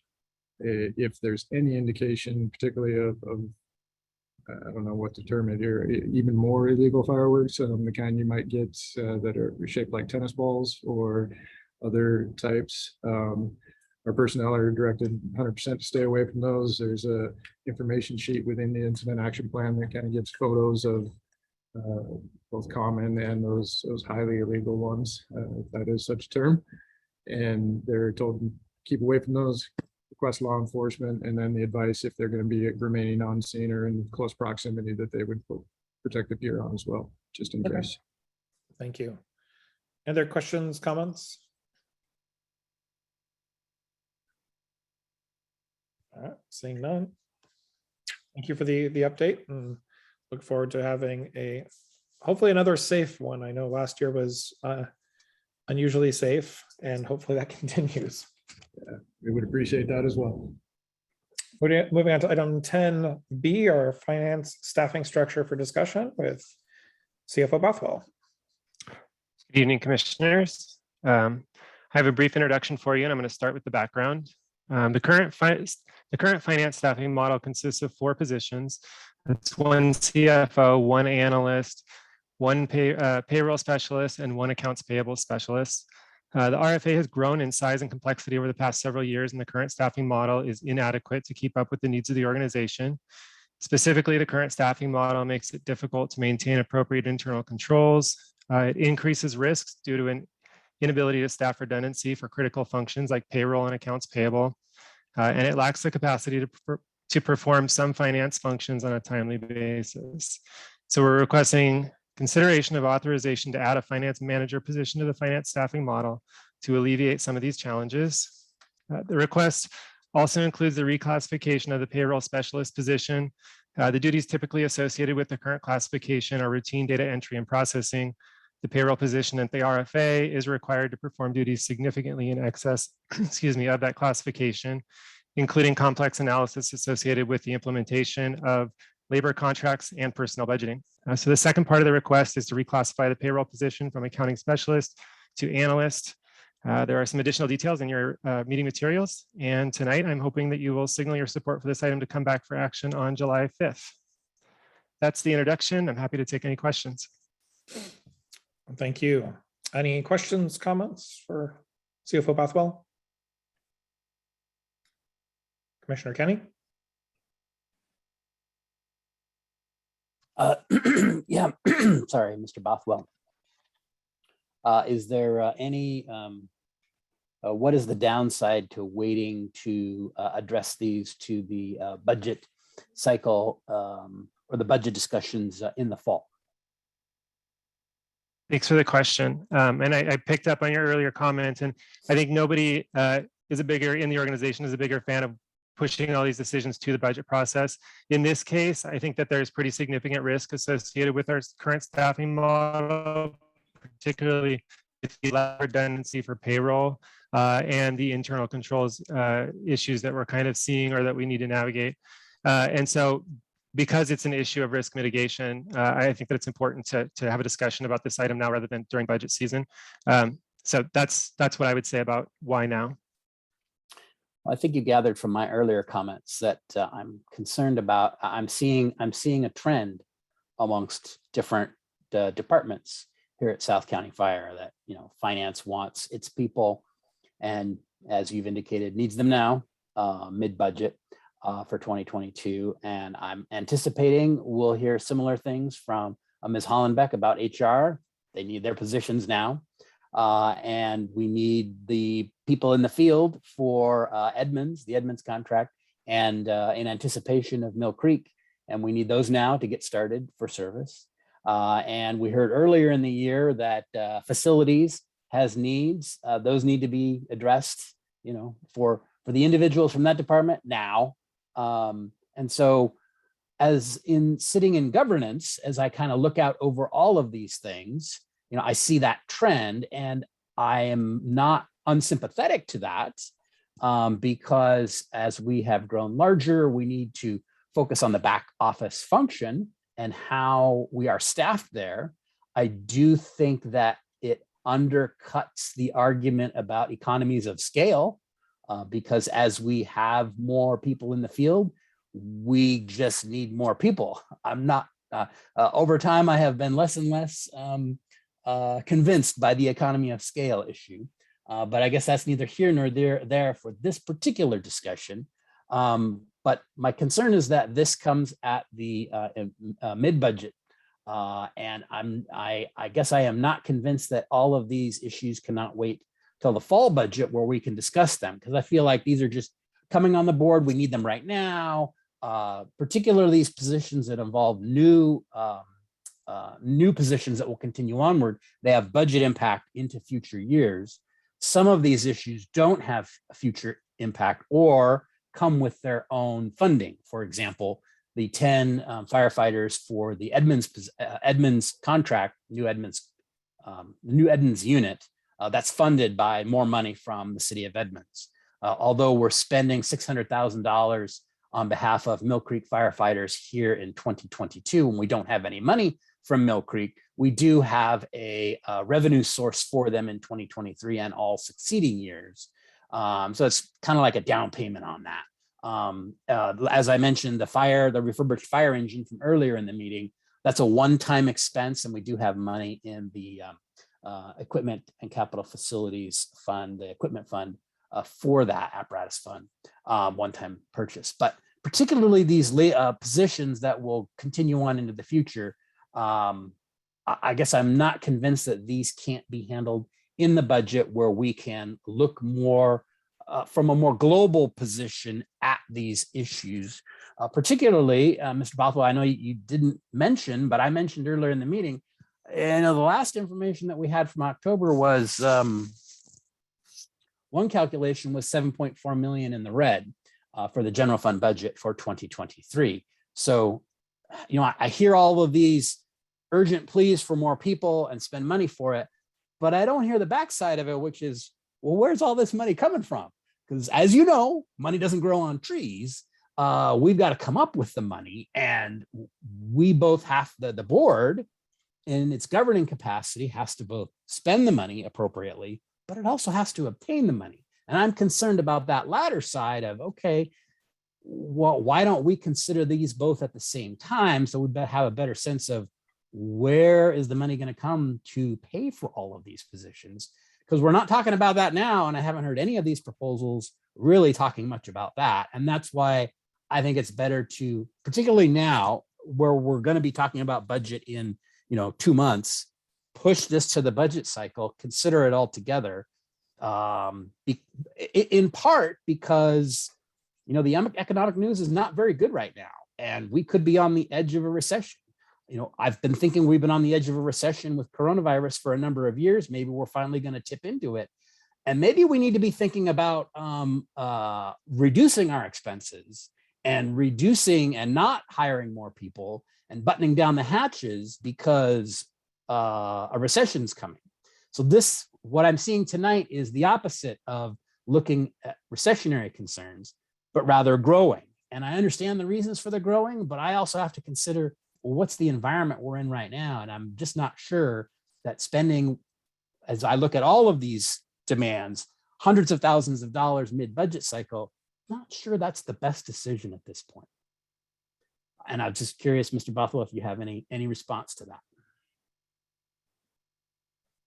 I certainly understand your concerns, and balancing the budget is something that certainly is near and dear to me. So I understand where you're coming from. I think it's important being in this role that I communicate when there's significant risks that we're dealing with, that I communicate those to a broader audience, and particularly the people that have the ability to help us kind of navigate that risk. So we're going to do the best that we can in the finance department. I told the chief this too. We're going to do the very best that we can to navigate this environment with whatever staffing the board thinks is appropriate for us. But I think it's just important at this time for me to communicate the risk that's out there. So I appreciate your comments, and I certainly I see where you're coming from. CFO Bothwell, I do recall in 2021, as we were putting together the 2022 budget, our expectation was to hire a CFO, yourself. And in those discussions, the plan was that our CFO would be hiring their second and have the kind of a little bit more depth in staffing. From your research, is there a certain amount of room in that budget that for finance already? Is this going to be, are all these positions needing to be funded, or did we already kind of put something into place in the budget for this year? Great question. So I think that there might be a little confusion within the organization about exactly what happened, because when I was going through the recruitment, there was also discussions of a position that was authorized but maybe not funded. I've dug in, and at that time, there was no way for me to validate what was actually done because the budget hadn't been, the book hadn't been published. And so I can look at going through the work papers, the position from finance director was converted to CFO. The other position was not left open. There is no authorization for an additional position, and the budget does not include any funding for an additional position in the finance division. So Okay. it's not there. I know that that was definitely the intent of the commission. From my understanding was get our CFO in, and then as soon as their feet are on the ground, then they can bring in their second. To my understanding and my hope, your position is not to sit and do data entry and do things that are, easier done by somebody with less of a title and a skill set. Our hope was the CFO would have the time and the creative energy to be able to look at the funding issues and look at revenue generation, cost savings, and to get us to that point. And to my feeling is, if you're spending your time just doing, the basic entry, we're not getting our money's worth. And I think it's fair to get the depth and staffing so that we don't have issues around, not enough depth to make sure that we're not falling prey to something or missing something that's vital and important. So Commissioner Chan, sorry. Yeah, actually, you kind of, I completely agree with you. I was going to say exactly what you said. I think Commissioner Kennedy, I think, yes, we did. So my question is that we did not budget because supposedly we make it real clear. You're not replacing Catherine. You are a new position, but you will take up some of the thing that she does, but you need a financial manager to managing the accounting department to do the daily stuff. So that actually that position will be lower. So was it in the budget or wasn't in? It wasn't in the budget. Maybe Chief Holmes can tell me. It was not in the budget. Oh, okay. So I explained to Commissioner Kennedy then it was actually in the plan, but somehow they did not put into the budget. So it was, the whole idea is that that he would need someone to do the daily work type of thing. So I completely agree with Chair Urban, the explanation there. About internal control, I don't know, we haven't talked about the exit audit, exit interview with Commissioner Chief Howard. We'll discuss in July, right? That you're thinking in the work session. That is correct. Yeah, we did get a management letter, and that's my concern. I think internal controls is part of my my brain here. So it is a position that's necessary, but I did not know. Now the payroll thing. So I need more detail on the other one, but I'm pretty supporting the financial manager part. I think I've been CFO Barthel. I always have been asking you, well, when are we going to hire that? I think it is time to hire that financial manager so we can take all the daily work from you. So I support that financial manager part. Commissioner Lawrence? Yeah, so we have these needs that the staff is saying that we need. My question is, if we, or hypothetical situation, if we hired some super consultant that was just the world-renowned expert on cost effectiveness and efficiency of an operation, and he had the validity of almost like God, and his answers were the absolute truth of all truths. My question for the staff, the chief and our CFO, would he come to the conclusion that the staff is working really hard, really efficiently, and the operation needs these other people? Or would he come up with something else? I'll go for CFO Bothwell. And he is the expert that we brought in and hired. His effective date here was February 7th of 2022. And in the discussions for his recruitment and onboarding, we discussed this topic, but because he was here much later than the budget process, his directive from me And the discussions that we had was get here, evaluate the organization, and when you're ready to make an ask for what was discussed previously, and that is what you need in the division to make the RFA as it's most effective for internal controls, then come to me with that information and we'll bring that forward to the board. So that's a long way to answer Commissioner Lawrence. I don't know who that person is, but I'm speaking on behalf of the organization and CFO's Bothwell for the finance division, that is the need, sir. Sirs.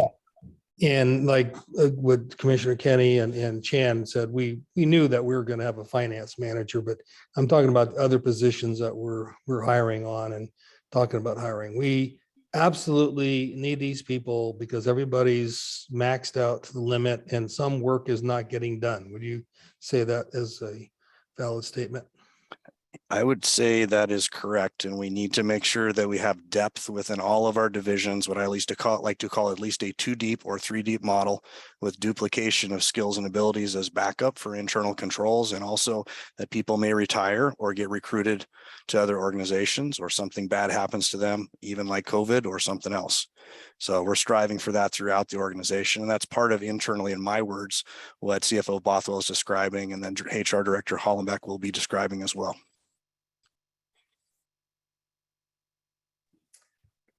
Any other questions, comments, thoughts?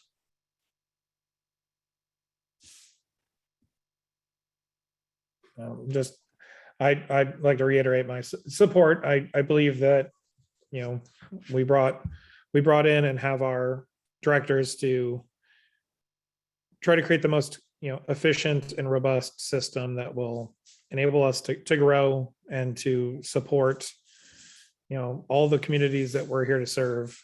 And, you know, we've got lots of attrition through retirements. We've got lots of new additions through, you know, expansion. There's a lot going on, and I'm sure everybody's, you know, putting in a lot more hours than we realize. And I know that we have been running lean for quite some time. It feels like they're, you know, having a little bit more depth, having a bench to call on it's just a need. We aren't in a recession as of yet. You know, those projections are based on, you know, a point in time, and, you know, we do have tools and methods in our toolkit to work at these things and get us into a nice sound financial position and ready for future growth and expansion. So, Commissioner Chan. Yeah, actually, I want to address Commissioner Kenny's correctly. The gap that we have. So I think the questions to Commissioner CFO Bothwell. Does it make sense to hire the financial manager first? Because I assume the payroll people will report to that person, right? To the finance manager. Correct. Yeah, so maybe by the time we did that, we probably know the revenue projections. I forgot what day was that, because that will give us, because I see the projection is basically Mule Creek will add another $2 million to from the operation and everything else in there. And then also the appraised value, that may changing our thoughts a little bit. Of course, I already have my vision is basically we're going to use GMT money to plug the gap in there. So correct. Yeah, Commissioner Chan, that's a great question. So the revenue forecast will be presented at the work session in July. So the second meeting in July, and we will have the preliminary assessed value changes, which, not to spoiler, it is a bit of a spoiler, but we expect to be able to access all of the banked capacity if the board chose, based on the preliminary assessed value numbers. We'll have a calculation of the fire benefit charge that would be available to us up to the 60% of operating budget, and then any other things that would be forecast for GEMT and any of the other significant revenues. And so those will be presented. I believe the date is July 12th. Okay. So that's coming really soon. So I'm supporting finance manager first, and then maybe the other one maybe delay a little bit. Then up to July is not that far away. Then I think everybody more comfortable. if we look at revenue outlook compared to a lot 2021, 22, then it made me feel more comfortable. Commissioner Rowland? So looking at this, if I understand it correctly, the new organizational structure would be Mr. Bothwell, CFO, then beneath him would be this this finance manager, and then that person would be the manager for the 3 existing positions, one of which would be elevated, correct? Correct. I'm just trying to look at some of the stuff that we need, you know, the important finance tasks that are going on. Does it make sense to do a finance manager position, or would this be something where these type of tasks can be, you know, taken on by someone, you know, a little, I guess, beneath that title, but then, you know, you managing a team of 3 does not seem, or 4 does not seem like a huge thing to take on. It's not like we have a huge department that needs another, you know, level of management. What are your thoughts there as far as skill sets and what you're looking for? Yeah, thank you for that. That's a great question. So we did kind of evaluate as I've been, you know, I've been with the organization for 4 months and did evaluate kind of what the right structure would be. And everybody in this organization, I think everybody's going to be a working manager. So I'm still going to be a working manager. It's not as if I'm not going to be providing, you know, coaching and development for the employees that are all the employees in the department. I think what the accounting manager, and I did kind of think about what the right structure and what the right position was and see, do we need capacity at this level or at a different level? And I think that the benefits of bringing in somebody at the finance manager level is that we need to have redundancy for some of our more complicated functions, and payroll being the one that really rises to the top of highest risk. And the functions that we need around payroll are very complicated. So we could bring in, and there are things like we need an extra set of eyes on calculating things like retro payments and reporting to there's some really complicated reporting that results from retro, not only the calculation of the pay, but how we report for periods that are a couple years in the past and stuff like that. And so we really need somebody who can provide the coaching and development to existing staff and has the experience to do that, and also can handle these really complex functions that we have and where we kind of have some gaps and we need some redundancy. So I considered bringing in maybe a senior analyst or another analyst to be able to provide some of that. And quite honestly, the extra that we would get by classifying it up to a finance manager, just in terms of somebody who could support me better with some of the budgeting. The other thing we don't have as staff really dedicated to is budgeting. So, you know, I'm going to be focused on things like budgeting from start to finish, and an accounting manager position would understand the general ledger well enough to be able to provide some support there, as well as being able to do a number of other things that a manager would be able to do that maybe a senior analyst wouldn't be able to do or wouldn't come with the experience to do. So that's kind of my thinking around it.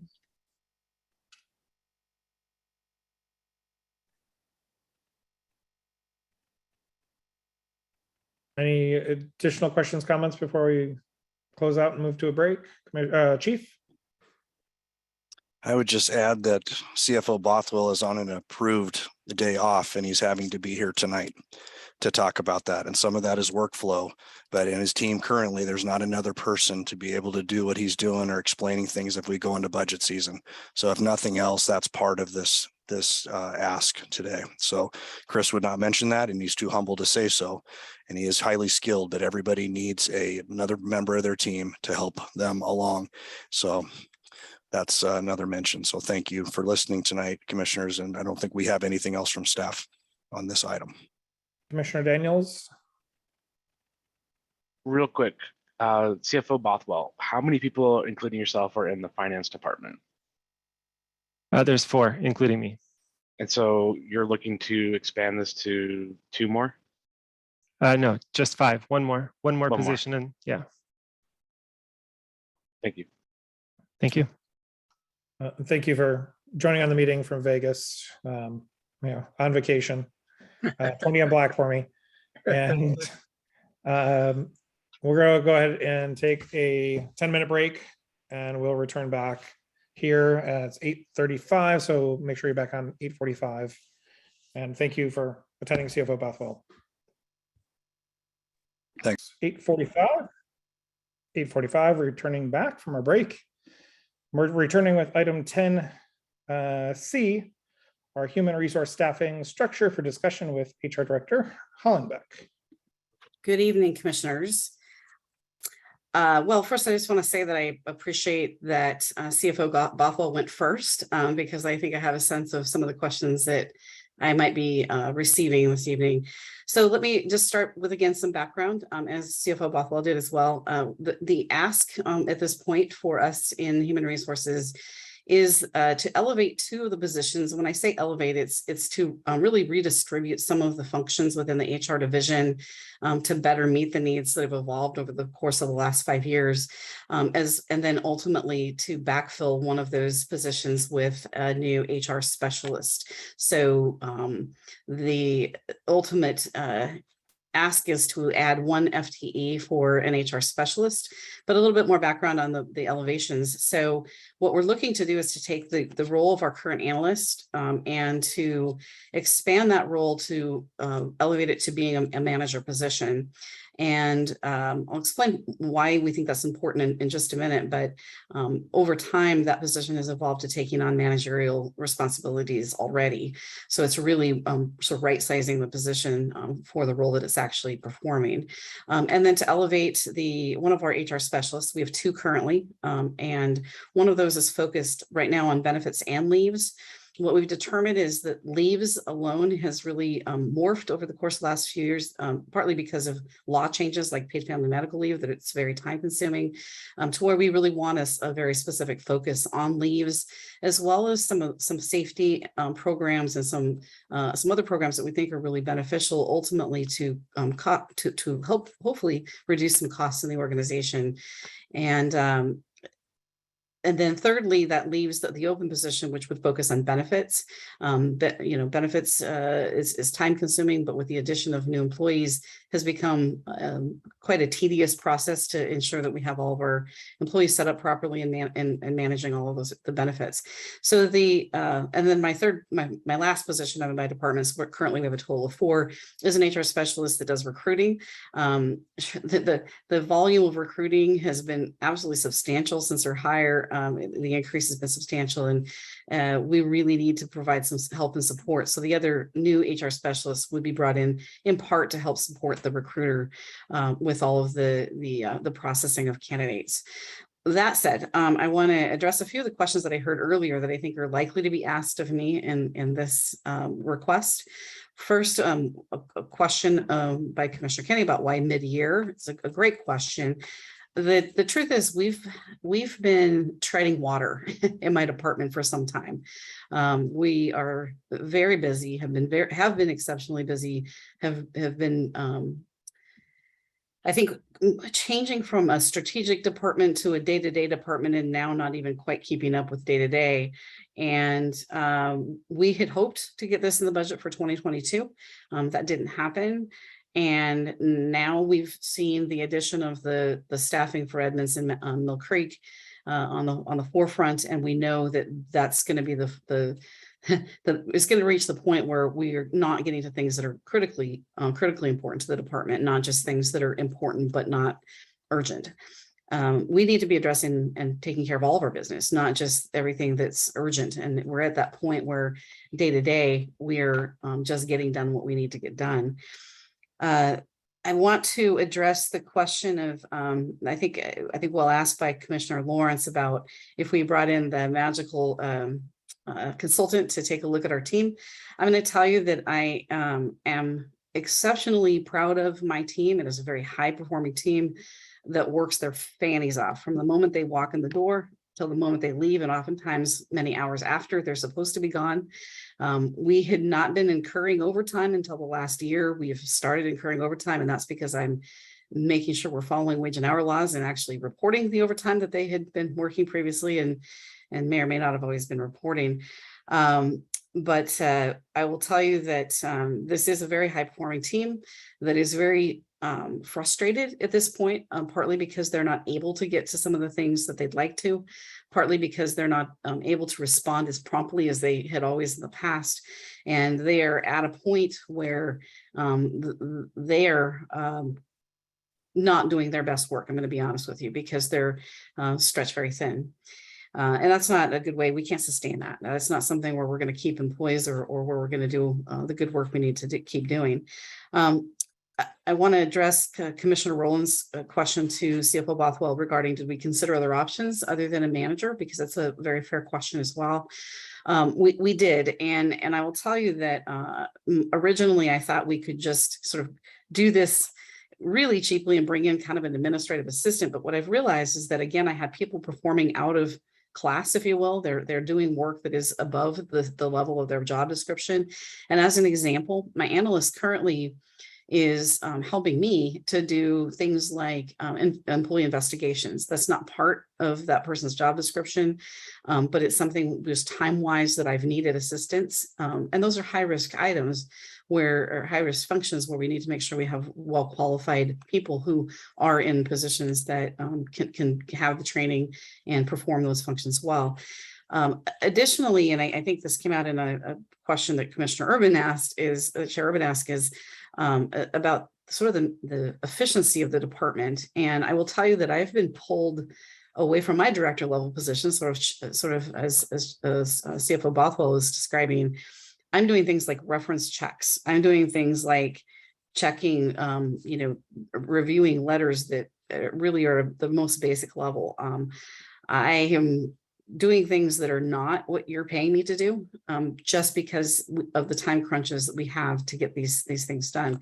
I'll say that adding in another academy this year, well, that's been great. When I restructured the department back in 2017, we didn't have any academies at that time.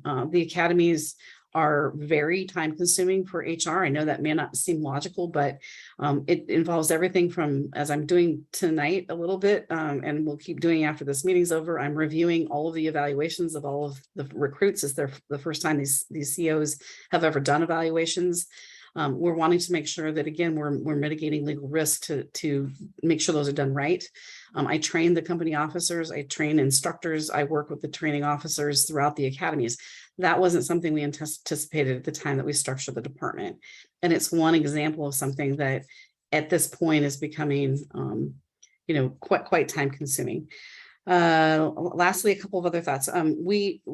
Just dovetailing with CFO Bothwell. And by the way, it's not by accident that we're talking together about this.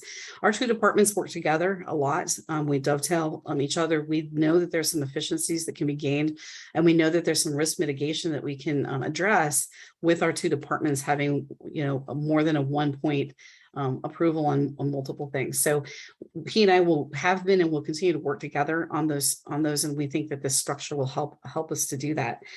So we really do have a one deep model at this point, which does create some risk for us as well. I will tell you that having even one person out with illness brings our department to its knees. I have someone out for a couple of days this week, and we're scrambling to get everything done. So those are the reasons that we're asking for this position. I did share some comparable HR division data. I think it's a compelling story. It tells you that our ratios are out of whack, probably have been for a while. And even with the addition of one person, we're still below the average. I guess you should say above the average of ratio than even the average of other fire agencies. So with that, I'll stop talking and certainly entertain any questions that you may have. Thank you. Commissioner Lawrence. Just to comment that Ms. Hollenbeck, HR Director, answered the questions to extreme satisfaction. I appreciate your clarity and your passion that came through. Thank you very much. Thank you, sir. Chief, did you have something? Yeah, thank you, Chair. I just wanted to kind of build on Sandra's narrative, which is very similar to CFO Bothwell's. Sandra and I discussed bringing an admin assistant forward as an addition to her budget in 2021 for 2022. And at the time when we discussed that, we thought that might be the right answer, but she has very well described tonight that she needs more depth in her roster and the interaction to have at least that 2 deep model. All of the things that we are doing now as an organization are much different than they were when Fire District 1 was here and South County Fire, and it's only grown. So I support also this recommendation moving forward for the consideration of the commission. Another thing to think about from last year and the budget process is we all thought the pandemic was going to be over, and that certainly has not been the case. We also didn't know that the city of Edmonds was going to approve in January of 2022 those plus 10 employees to bring us back to the level of the original staffing when Edmonds joined us in 2010. We also didn't have Mill Creek file for the ballot and then have a 75% approval to join us effective August 1st, bringing that staffing from Station 76. We like to talk about comparables, and I really appreciate the bar graph on page, Chief, get your readers, which says, looks like 83, which puts us down at the bottom. When you think about these agencies, look at Central Pierce Fire and Rescue, East Side Fire and Rescue, Snohomish Regional Fire and Rescue, South King Fire, and Puget Sound RFA. All of them are smaller than us, except for Puget Sound RFA. Those are all cities otherwise that aren't self-insured, which is something we've been talking about a lot, which is Sandra's team is also very well involved in, and she should be involved at the HR director level. So I'm not going to filibuster this, but it's very similar to the needs discussed by CFO Bothwell. I want to thank both of these team members for bringing this presentation forward. And with that, nothing else from me. Thank you. Commissioner Lawrence? Yeah, Chief, did I miss something there? What were you saying that we're running a lean machine compared to the other places? Was that the gist of it? That's correct. The commissioners approved another 20 FTEs since HR brought its last member on through the Citygate staffing study. And then we've added 35 more since then for a total of 55 employees, not counting administrative staff. Those are just people in uniform. So yes, sir, I am saying that. So our ratio of staff to firefighters and paramedics is out of whack. We're on the far left of the bar graph where we would like to be at least in the middle. So this proposal would put us nearly towards the median. All right. Okay, no, thanks. Thanks, sir. Other commissioner questions, comments?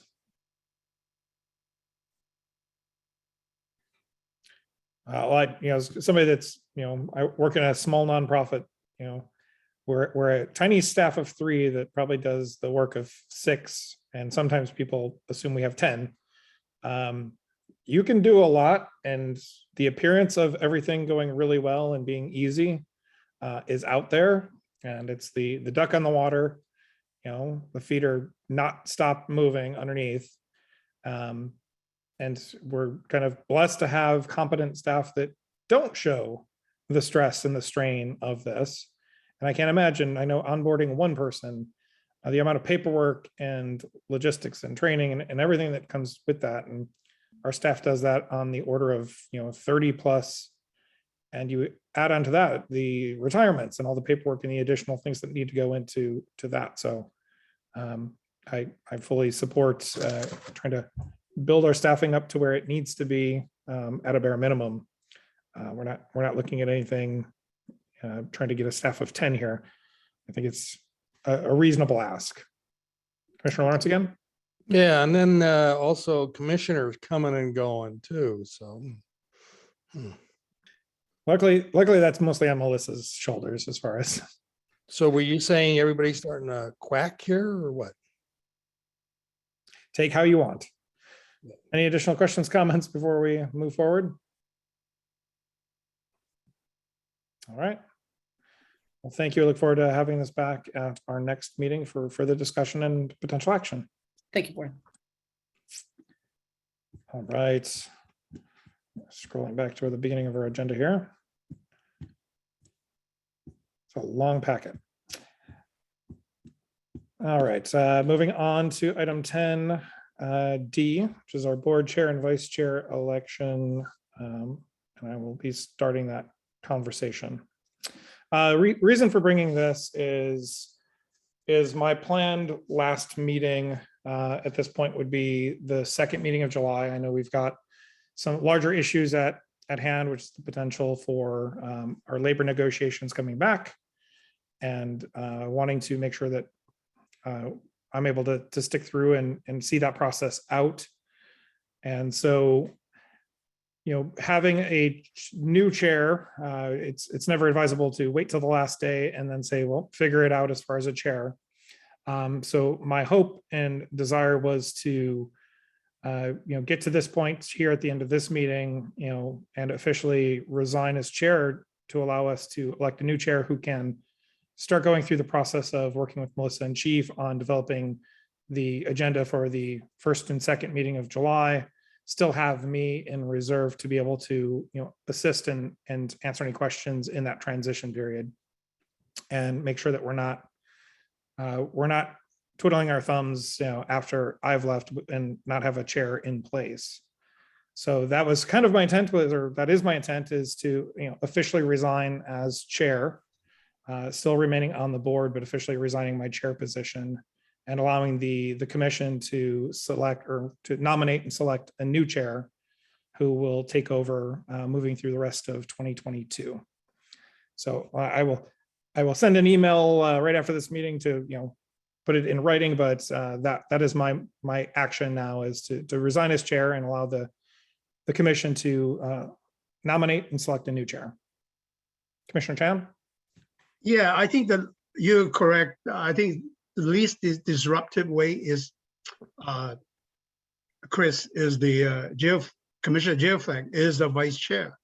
So I would say he would step in, and he has been here for 2 years already. So he have a lot of experience, and then wait until we replacing your replacement. We'll have a full board, then we vote for a chair. So I hope that then we don't, because Chris can really hold on. So just interim couple months. I think we should able to get the board by August. That's what you're hoping, right? So I guess a clarification, and maybe Commissioner Rowland would know, is with the resignation of a chair, is it an automatic process that the vice chair moves up, or does that vice chair need to be nominated and voted to take over the chair position? In our current structure, the vice chair is there in the temporary absence of the chair to run the meeting. But I think in the absence or in the resignation of a chair, I think it's not just a default back to the vice chair. I think it is the matter of, okay, well, maybe the board would like to nominate Chris as the chair, and then you would have to go through the election of that. Either way, I mean, to me, 1 month is a temporary, because we can August, then when the new commission come in, have a full board to vote for a chair. I just want to see with Commissioner Rowland, do you have a thought on that? Unless the bylaws specifically specify that in the vacancy of the chair, that the vice chair would step up, it's just a vote to replace. And Commissioner Kenny, I'm going to look to you to see, is that currently written in our bylaws to that effect?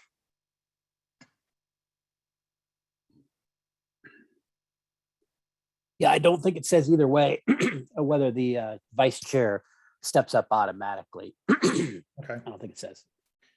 I would, definitely probably err on the side of, it'd be better to. Then I have a motion to have Chris to be the chair, a temporary chair. Is there a second on that motion? I'll second the motion. Any discussion? Commissioner Teoflack.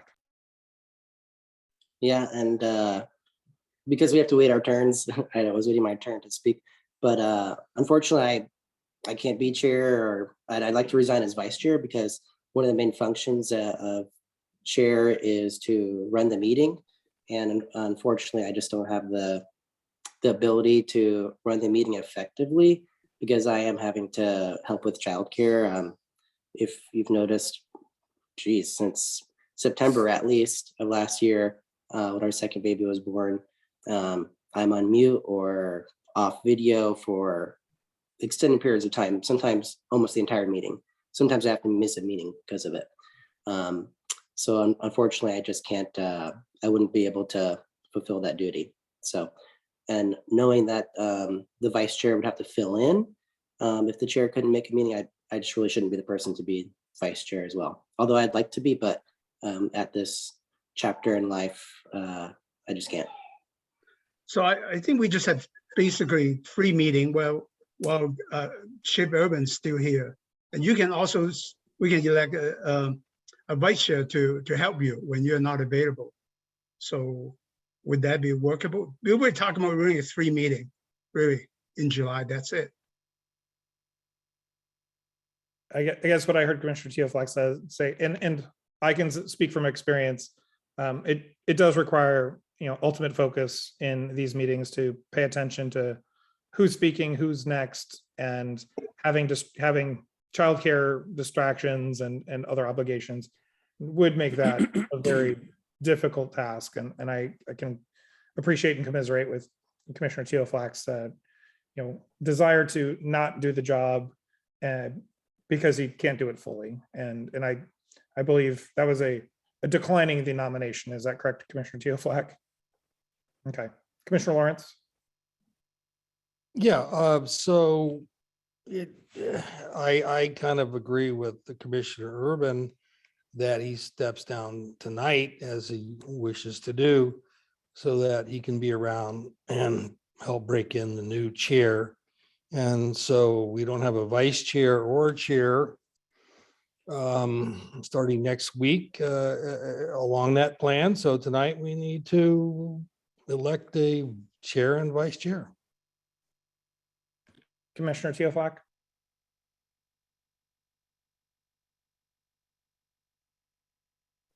Sorry about that. Yeah, to kind of get the discussion started, for chair, I think Derek Daniels would be my preferred person.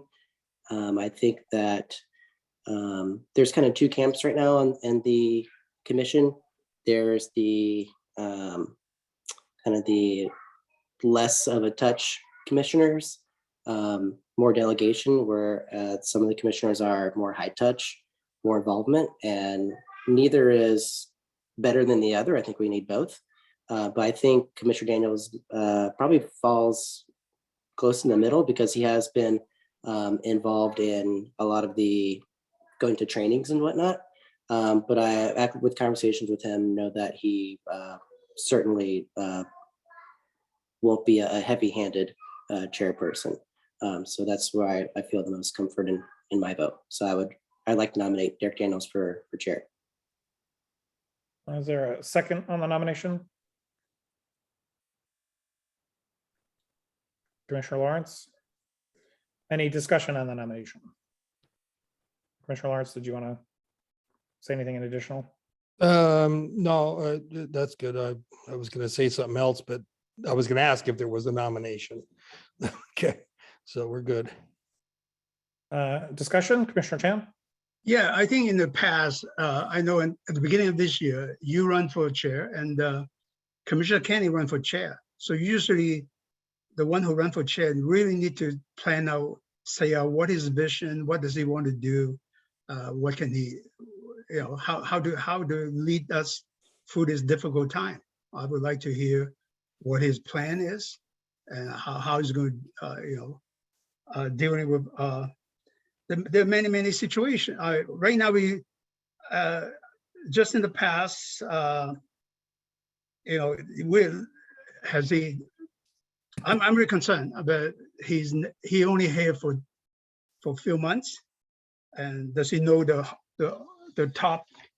He does. I'm not sure he knows all the priority we set up, top 3, and also how he's going to navigate the recession coming in. How he's going to deal with the leaders through the labor negotiations. How we're going to deal with the annexation part of it. And then also, there's a possibility the recession, we're going to maybe shut down some departments, what we did last time. And there's a lot of difficult issues in here. So I just want to hear from him, how he's handled all this. Well, Commissioner Chan, from my personal experience, in the 5 or 6 months that Commissioner Daniels has been on the commission, he has reached out and researched, communicated. Yeah, I'm sorry, can listen from him? Because I'm he's election, he's running for election. I Commissioner think Chan, we need to- yeah. Commissioner Chan, I have the floor and I have the ability to speak. This is not your question in direction to Commissioner Daniels will happen. I'm sharing my thoughts. That he's done more research, attended more conferences, and participated much more than I have. I would say in my 2.5 years. Unfortunately, a lot of that's been under more strict guidelines with the pandemic. And as you know, some of that's been easing. He's had the opportunity to do a little bit more of that legwork and reaching out. I will open the floor to Commissioner Daniels if he'd like to respond. Can I speak first there? You did have your hand raised, Commissioner Lawrence. Go ahead. Yeah. Okay, so I don't want to stir up anything here, but I'm afraid that Commissioner Chan is conflating the chair with a CFO running the organization. The main job of the chair is to run the meeting in an orderly way and then work up the agenda with the chief and not run the organization on a day-to-day basis. So he'll learn what he needs to know. We'll trial by fire, things that he doesn't know, but he's been pretty aggressive on learning things. So that I have confidence that he'll run the meetings in an orderly fashion and keep things moving along. Commissioner Daniels? Thank you. Yes, run the meetings definitely. As far as decision-making, ask lots of open-ended questions. Not only of people within the RFA, but outside the RFA that have also traveled these waters before. So I try to gather as much information as I can before making a decision. So, and looking at the full picture, not just parts of the picture. So to answer your question, what will I do? I will ask lots of open-ended questions and solicit input from both you, Commissioner Chan, and Commissioner Kenny, as you two have been down this road before. And so you can speak to the things that you observed and patterns. So your insights will be valuable. But I don't feel there's any other way to make decisions without getting input from everybody that will be impacted.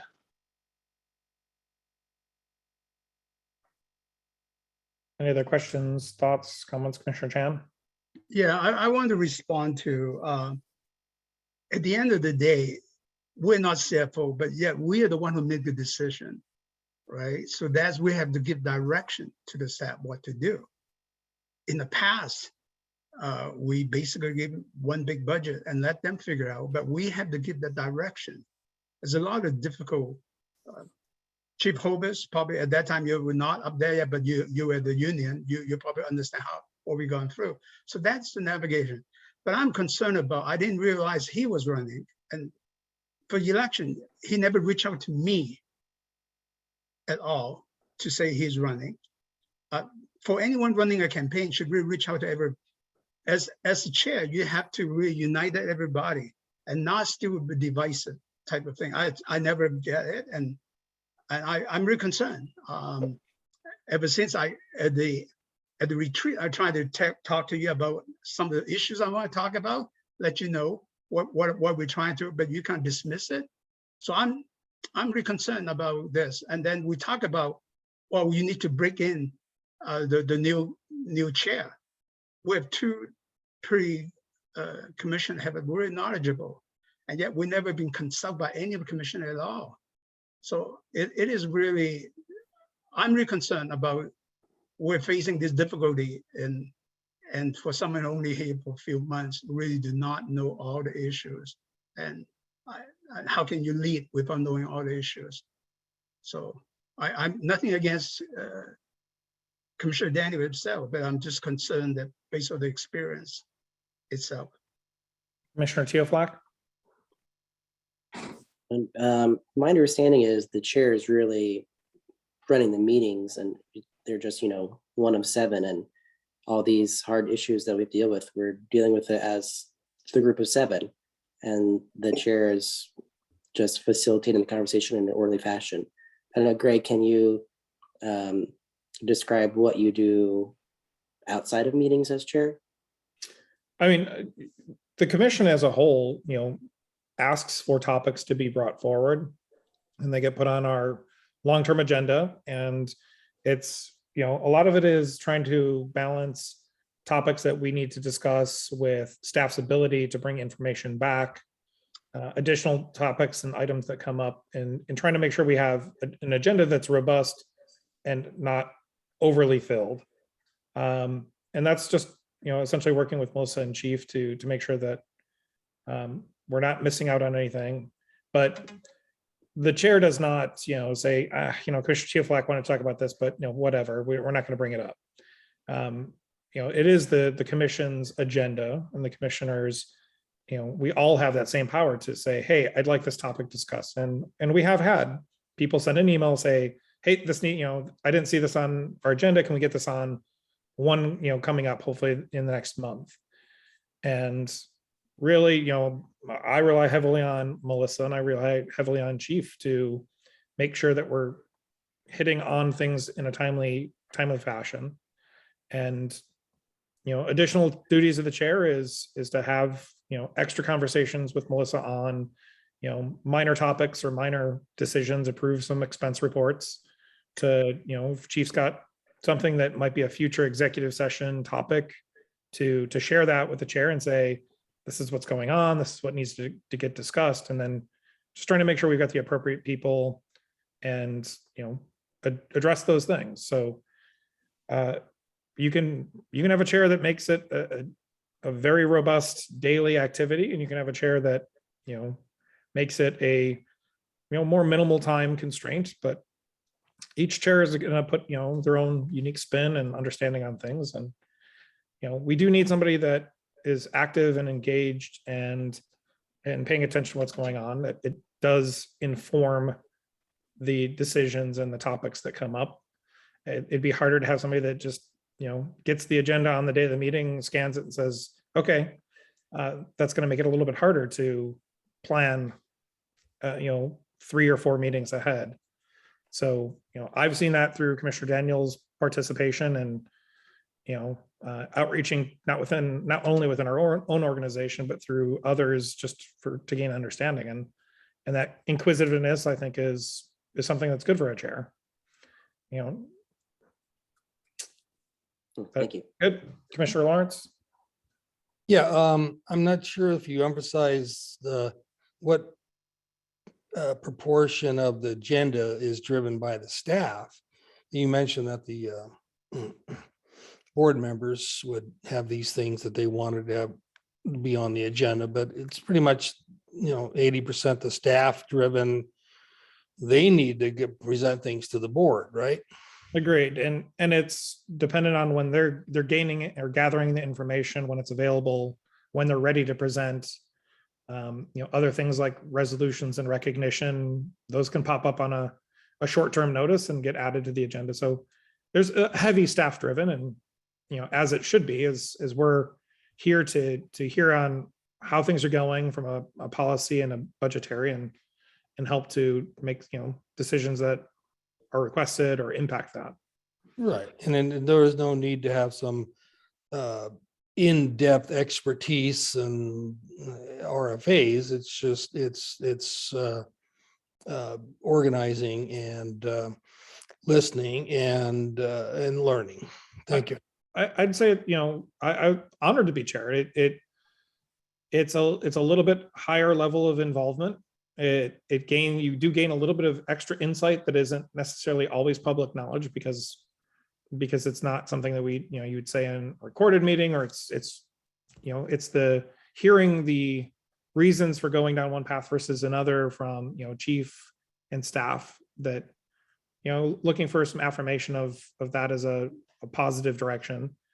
So I've enjoyed it. It's been very insightful and unique. So I think the nomination of Commissioner Daniels, I think he has that level of involvement. I think he would be a good chair. And as you come out of 2022, there's another cycle of chair and vice chair that may change, maybe go a different direction.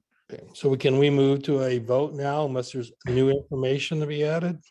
Does anybody else have any additional questions, comments, thoughts? Commissioner Kenny? Oh, yeah.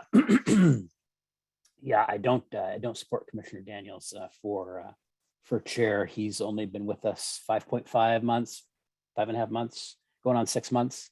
And all of these things, characteristics that are described are great things, inquisitiveness and learning stuff. And that's absolutely appropriate for a new commissioner. Learning how to be a new commissioner, totally appropriate. But that doesn't mean you're ready to be chair. The things that we do on an annual basis, Commissioner Daniels has not been through our annual budget cycle and how that works, or our labor negotiation or labor contract negotiation process. So all of these things, he will be learning those as we go. And it doesn't have to be that way, but it will be with Commissioner Daniels. He'll really, because he doesn't have any experience with how we do business, he'll have a limited ability to advise the chief. Really, the chief will be advising him on what to do, as opposed to the other way around, which is not terrible, as long as things don't go bad, as long as there's not unusual things. But, you know, we had a whole bunch of recruits here tonight that were being sworn in. You know, if the chief decided tomorrow, well, we're going to take one of those recruits and he's going to be, he or she, she's going to be the acting fire chief tomorrow. You know, we might go, well, what? You're taking a recruit to be the fire chief? Well, yeah, it's going to work out. They're really inquisitive. You know, we might kind of scratch our head about that, that might not be the best way to go. It could work out. That recruit could be a superstar and be great, but their lack of experience, it could be a problem. And that's part of what we have here. And I think that there's an additional somewhat odd factor that I see, and that is this is an elected board, elected by the people. But Commissioner Daniels has not been elected by the people. He's been appointed by this board. We have 2 appointees on this board, and we have 4 members that have been elected by the people. And it seems odd to me that the 4 experienced members who are all elected by the people are not going to be chair, but an unelected appointed commissioner is going to lead the board. That seems odd to me, and in some fashion disenfranchises the voters, because this is an elected board. This is not an appointed board. The fire chief, at least with that recruit being appointed acting chief, those are all appointed positions. Those are employee positions. But this is an elected board representing the people. So that seems odd to me. The bottom line is, on behalf of the board, this is a huge risk and it might work out. Commissioner Daniels, as described, will be very inquisitive. He'll be learning a lot, and that's great. And it might all work out. And I hope it does, because his success will be our success.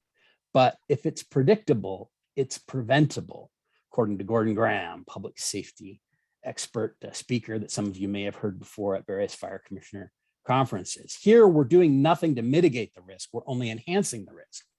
And the issue is not so much, if things aren't bad, if things are just normal, the chief will be able to advise Commissioner Daniels, and it'll be fine. But when the troubles come, and troubles do come, very high level troubles that the board will have to deal with, the chief looks to the chair for advice on how to handle these things. And Commissioner Daniels won't be able to provide any advice because he hasn't served on the board for even 6 months. So that's the problem, is that we're taking a huge risk. I hope it works out. I'm concerned that it might not, and we're really rolling the dice. The issue is, if this was just, if this was your family business and you were giving it to your son above everybody else that had worked in the business, hey, that's for a family, that whatever, they can do whatever they want. But here, this is the people's work. These are positions that are elected. And it seems to me, on behalf of an agency with more than $80 million in annual, more than $80 million annual budget, and 300, what did I see on the report this week? Was it 300, almost 350 employees, 347 employees, and 1,000 lives that depend on our health insurance? Putting it in the hands of somebody who's been here 5.5 months, that's kind of a head scratcher to me. So, the board makes the decisions it makes, and it lives with those decisions. But I can't countenance it. But I do hope that Commissioner Daniels does learn and does do better, because as I indicated, his success will be our success. Commissioner Lawrence, then Commissioner Chan. Yeah, I'm sorry for speaking so much here tonight. Not my intent to have this drag on forever, but I have to counter Commissioner Kenny's arguments, almost all of them. There are many organizations, large companies, they have people on their boards from totally different backgrounds that know nothing really about that particular industry. They're there for their other qualities of decision-making and ability to learn wisdom in business or whatever. And in our particular area here, the RFA, is that we rely on a really highly professional staff and a chief that we have trust in.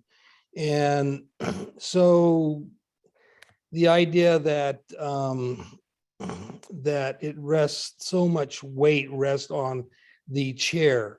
And I think I've said before, and others said, they run the meeting, they do the agenda, and it's 7 of us that make the decisions. And as far as the being elected or not, that's a canard. That's a fruitless, faulty argument about that he's elected. He's a commissioner appointed by electeds, and he actually did run for the office. So, but that's neither here nor there. He's a commissioner. He's shown us that he works hard and apply himself, and he can have good relations with the people. So, with the staff and with us. So, I reject all of your arguments, Commissioner Kenny. Commissioner Chan. Yes, a couple of things I want to finish here. There's a lot of investment to a chair. So we want the chairs to be not just 1 year. And we hopefully, in the past, a chair always at least a few years. Because Commissioner Daniels is going up for election next year. So, I mean, are we going to, we're not sure he's going to be here or not. So we're going to have, learning curve in here, and then we have and then the new chair coming up, and then we have to bring in another new chair. That's a critical question. Continuity is a major thing. The second thing is that this is the commissioner, the board meeting. Okay, it's not the staff driven meeting. When we first got on, Commissioner Kenny was the chair. He really reach out to everyone and say what the issues are. And I remember that at that time, regionalization, we just got annexed, Everett took us a lot of land right there. That is a direction of the board, but also the chair direct that, emphasizing, and we go on and talk to, we got Mike Charles in, we got Evans in, Commissioner Kenny actually single-handedly from the working with the chief to do that. So the direction is not driven by the chief. We have so many chiefs in between. Are we going to go one direction, run direction every time we change chief? We cannot do that. It's the board along with the chief. And when I became a chair, when I was a chair, that was during the recession time. My mandate is to how to navigate that. We provide some direction to the chief. It's not chief alone to do that. Chief will do the detail, right? So that is very. So I think it's a really different from what we have. So to give you an example, I've been asking for the volunteer firefighter meeting on the agenda up to now. I still haven't got it 3 or 4 months later. So every time it becomes very difficult. The chair also need to get the commissioner what we need to focus. It's the same thing. I hope Commissioner Daniel will be good, but we'll be, doing all the good jobs and give direction. But so far, I think we're so. I cannot wait until that we have the retreat. Right now, basically, I was completely out of the whole discussion about him being a chair. I haven't reached out and he hasn't reached out to me for any asking for many issues. The only time that he called me was before he got elected. He got support, support him to be appointed to him, to be a commissioner. I haven't got one call from him. So I'm hoping that will change. But based on my past experience, I'm very concerned. But I also wish you the best of luck since we don't get a vote. We're such a tribal commission now. So I hope best of luck and hope you can lead us to passing this difficult time. Commissioner Rowland?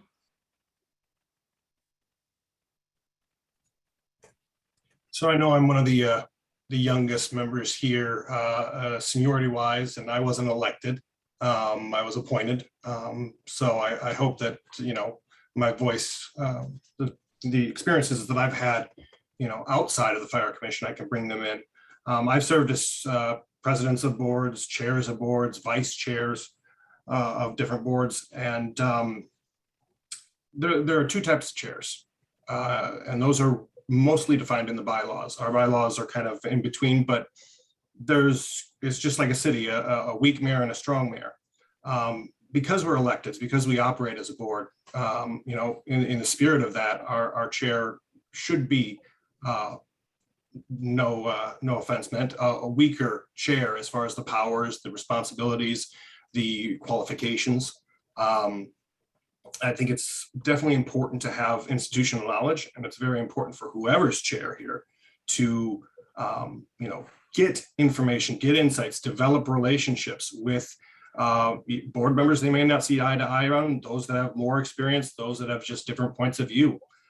That's critical. I mean, we need to be working as a good organization. So far, you know, we've heard you know, commissioners speak against, and we've heard commissioners kind of speak to support Derek. I haven't heard any other commissioners do any nominations. This is the time for nominations, and if we were following, you know, kind of standard parliamentary procedure, we wouldn't be doing this debating where we're bashing each other or calling into question whether someone's good for the job or not. But I understand we need to figure out what the right answer is. But in the absence of another, you know, nomination that can, you know, gain the support of a majority of the board, it seems like Chair Urban is intent to step down tonight.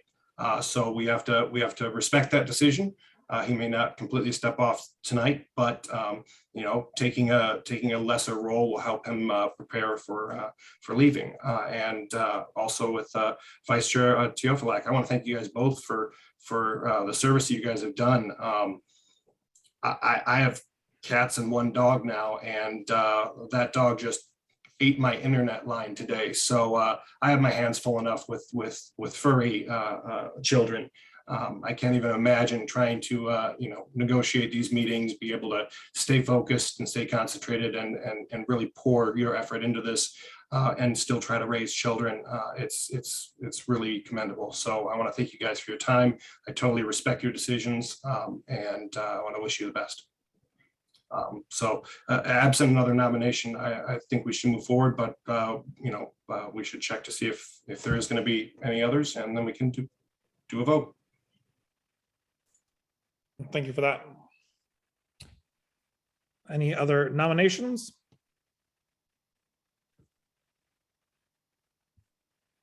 Seeing none, the nomination for Commissioner Daniels as chair is on the table. Is there all in favor, say aye. All opposed? Motion carries 5-2. So additionally, we have our vice chair position as Commissioner Teofilak relayed his desire to step down from the vice chair position. So I'd like to ask for any discussion on this topic. Commissioner Lawrence.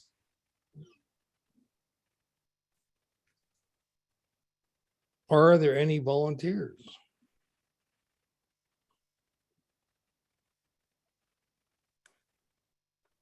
No volunteers? Well, I think it takes a nomination. I don't think you can self-nominate. I know. I saw a hand go up, so I nominate Micah Rowland then. All right, that's nomination for Micah Rowland, Commissioner Teofak, second. Any discussion on the motion?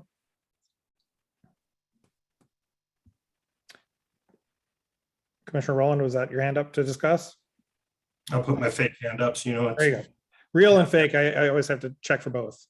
I think it does say a lot about, you know, the state of this board right now, that, you know, we do have two very junior members that are stepping up or willing to step up or being nominated for these positions. I think that, you know, we do have some work to do as a board to try to bring this board a bit closer together, try to find common ground, try to find ways to work with one another. The vice chair position is you know, just one of those fill in, so we don't have to wonder who's going to be chair if the chair doesn't make it. And with my experience, I can chair a meeting. But I do want to make sure that we're, you know,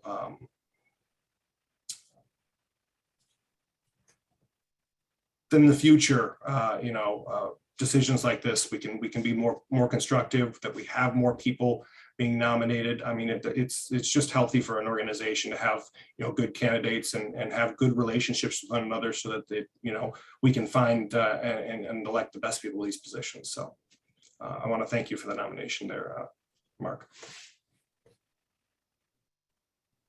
Any Commissioner Chan? Yeah, I completely agree with you. What I've been feeling is that I was not included in a lot of the conversation. That is really difficult as a board member, completely excluded from decision-making. And I really hope that I would support Micah because he's a parliamentarian. He was able to straighten out some of the helping out run the meeting. At least that is the part that I'm pretty comfortable with. I'd like to say, you know, this is an elected board. There's no requirement, you know, there's nothing that the voters or this organization requires as far as knowledge of the fire industry. We're here to represent, you know, the voters, our constituents, ourselves as you know, taxpayers. We're here to learn and to make sure that this vital service has what it needs in order to show up and handle those fires that affect people's homes and businesses. I don't think longevity on the board is a predictor for success. I think a desire to serve and to learn, as everybody here has demonstrated, is that. There's so many. I mean, look at the hiring right now. You can't even hire people to fill a job that's paid a salary. And all of you have spent the time to run and to show up here for, as Commissioner Lawrence likes to point out, sub-minimum wage, and to serve. And everybody on this board, I think, deserves a shot. And I know, yes, we do have more seasoned commissioners who've been here for some time, who have served in all of these roles, you know, once or if not multiple times, and do have a wealth of knowledge that they bring to every conversation and every topic. And we all learn from that. And I've adjusted my understanding of things based on, you know, things brought forth by more senior members. But I don't think there's any kind of magic sauce that has to be there in order to serve in these roles. We have an amazing staff. Melissa has been here for some time and has on many occasions helped to serve as a, how is this supposed to be done? When was this typically done? What am I missing? And fill in those gaps. That is a big task and a big role to keep every person from the board on target, make sure we don't miss things.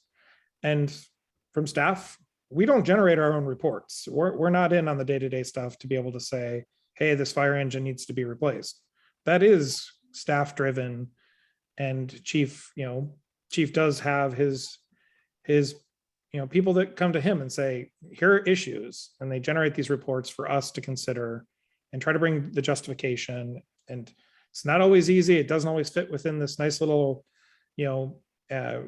in the current budget and the current understanding of what the future might hold, but needs to get addressed. So I hope that this commission, and as with everything, you know, I know I'm leaving it earlier than I have committed to. I'm hoping that it continues on even better, and that you're able to bring on a new commissioner that has as much interest in serving as I have, and continues on. We have an amazing staff. We have a great commission, and I think that's important, and can't wait to see what you guys are able to do. Anything else before I move to a vote? Any other nominations? Seeing none. All in favor of appointing Commissioner Rowland as vice chair, say aye.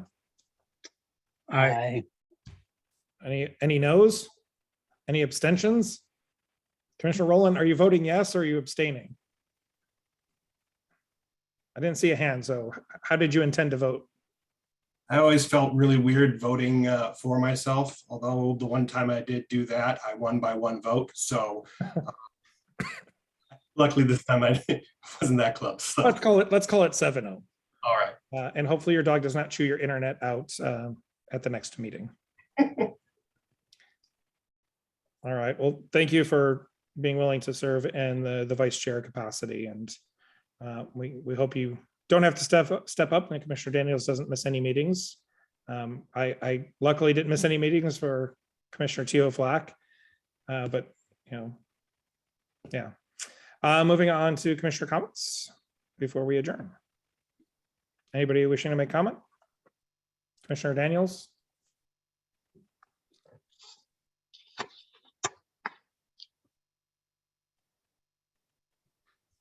No? Wait. Cat's got his tongue there. Well, the system likes to, I say unmute and then it mutes it, and then it's got to go through the cycle. So sorry about that. Excuse me. Chief Hovis, can you explore adding a grant writer to the 2023 headcount budget?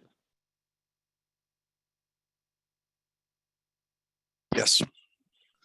I make this request because I was at Arlington and I was chatting with the Seattle firefighters that were there and learned that they got a lot of cool toys through grants. Also was when I was at the Chelan Commissioner Conference with Commissioner Chan. One of the when I got there, the topic was grant writers and so forth, and they were going really in depth into it. And I have the packet, and one of the biggest takeaways was that you have this grant writer. There's a contract person that you can use in Leavenworth, but they're like, if it's a small department, the chief is my employee, and so the chief has to do all the work, and then once if they get the grant, then they have to do all the necessary reporting for it. So it's really a full-time gig, and so it's very cumbersome. One of the top goals I would hope would be to, in my travels with all the different stations, I learned that the Marine 16 has a 20-year life, and we're at year 15 or 16 of that 20 years. And so I'd like to explore replacing the boat in my background. So with something more modern, among other items. Definitely worth looking into, so long as that person's able to generate positive cash flow, and Right. also to have another suite of skill sets to support that. I'm definitely hearing what you're saying. With the absence of CFO Bothwell, I'll just stop with my comments now, because that person would definitely work into the finance division if it was in the proposed budget and commission approved. So thank you. Thank you. Commissioner Lawrence? Sorry, here I go again. So who's been writing the grants that we do get? That been Chief Eastman, right? Usually in collaboration with that entity which supplies that grant, or their representatives and or legal. Okay, so another reason we can't let Chief Eastman retire, so. We'll be working. Wondered where you were going with that. All right. Commissioner Daniels?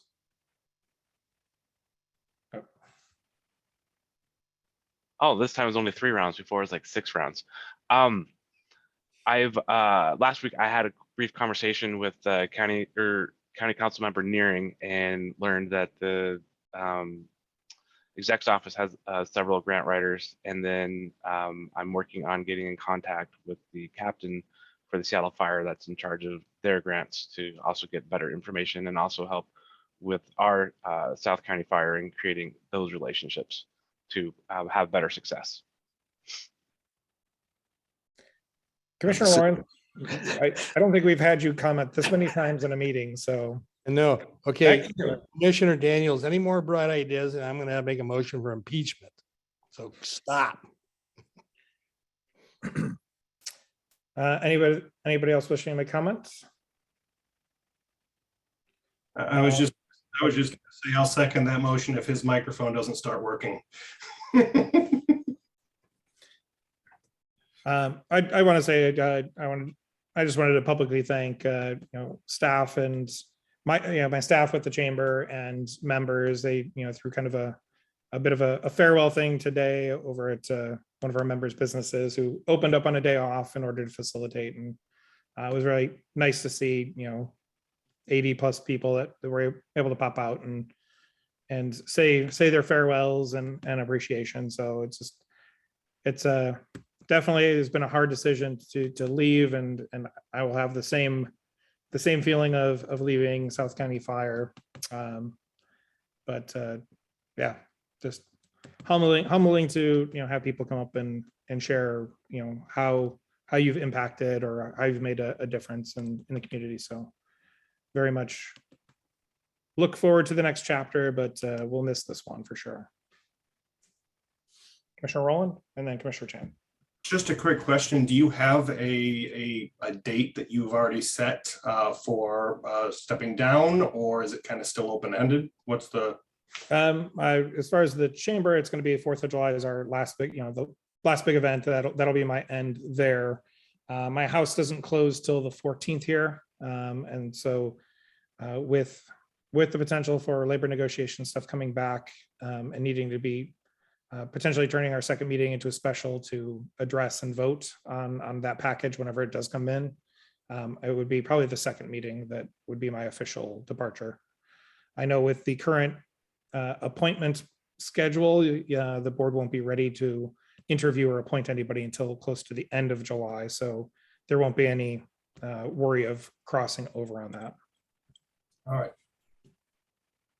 I didn't want to leave you guys with a 3-3 on a labor negotiation because that causes issues if we can't pass something. So, Commissioner Chan. Yeah, I just want to say good luck to you, but I always really appreciate that you and I have a conversation, some non-fire issues. I really learned a lot and I'm working on it. So cool. I really appreciate that.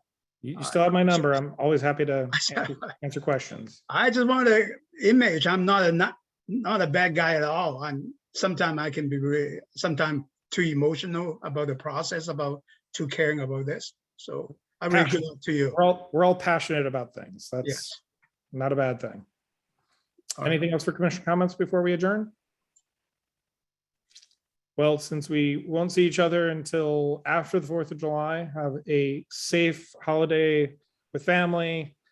Do your best to encourage people not to blow things off or blow off their fingers. I've tried with some people I know that are probably going to still purchase and do stuff, and I can appreciate staff's difficulty. It is a hard one to get somebody to change their tune on, and then hopefully they stay safe and keep property safe as well. Our next meeting will be back here July 5th.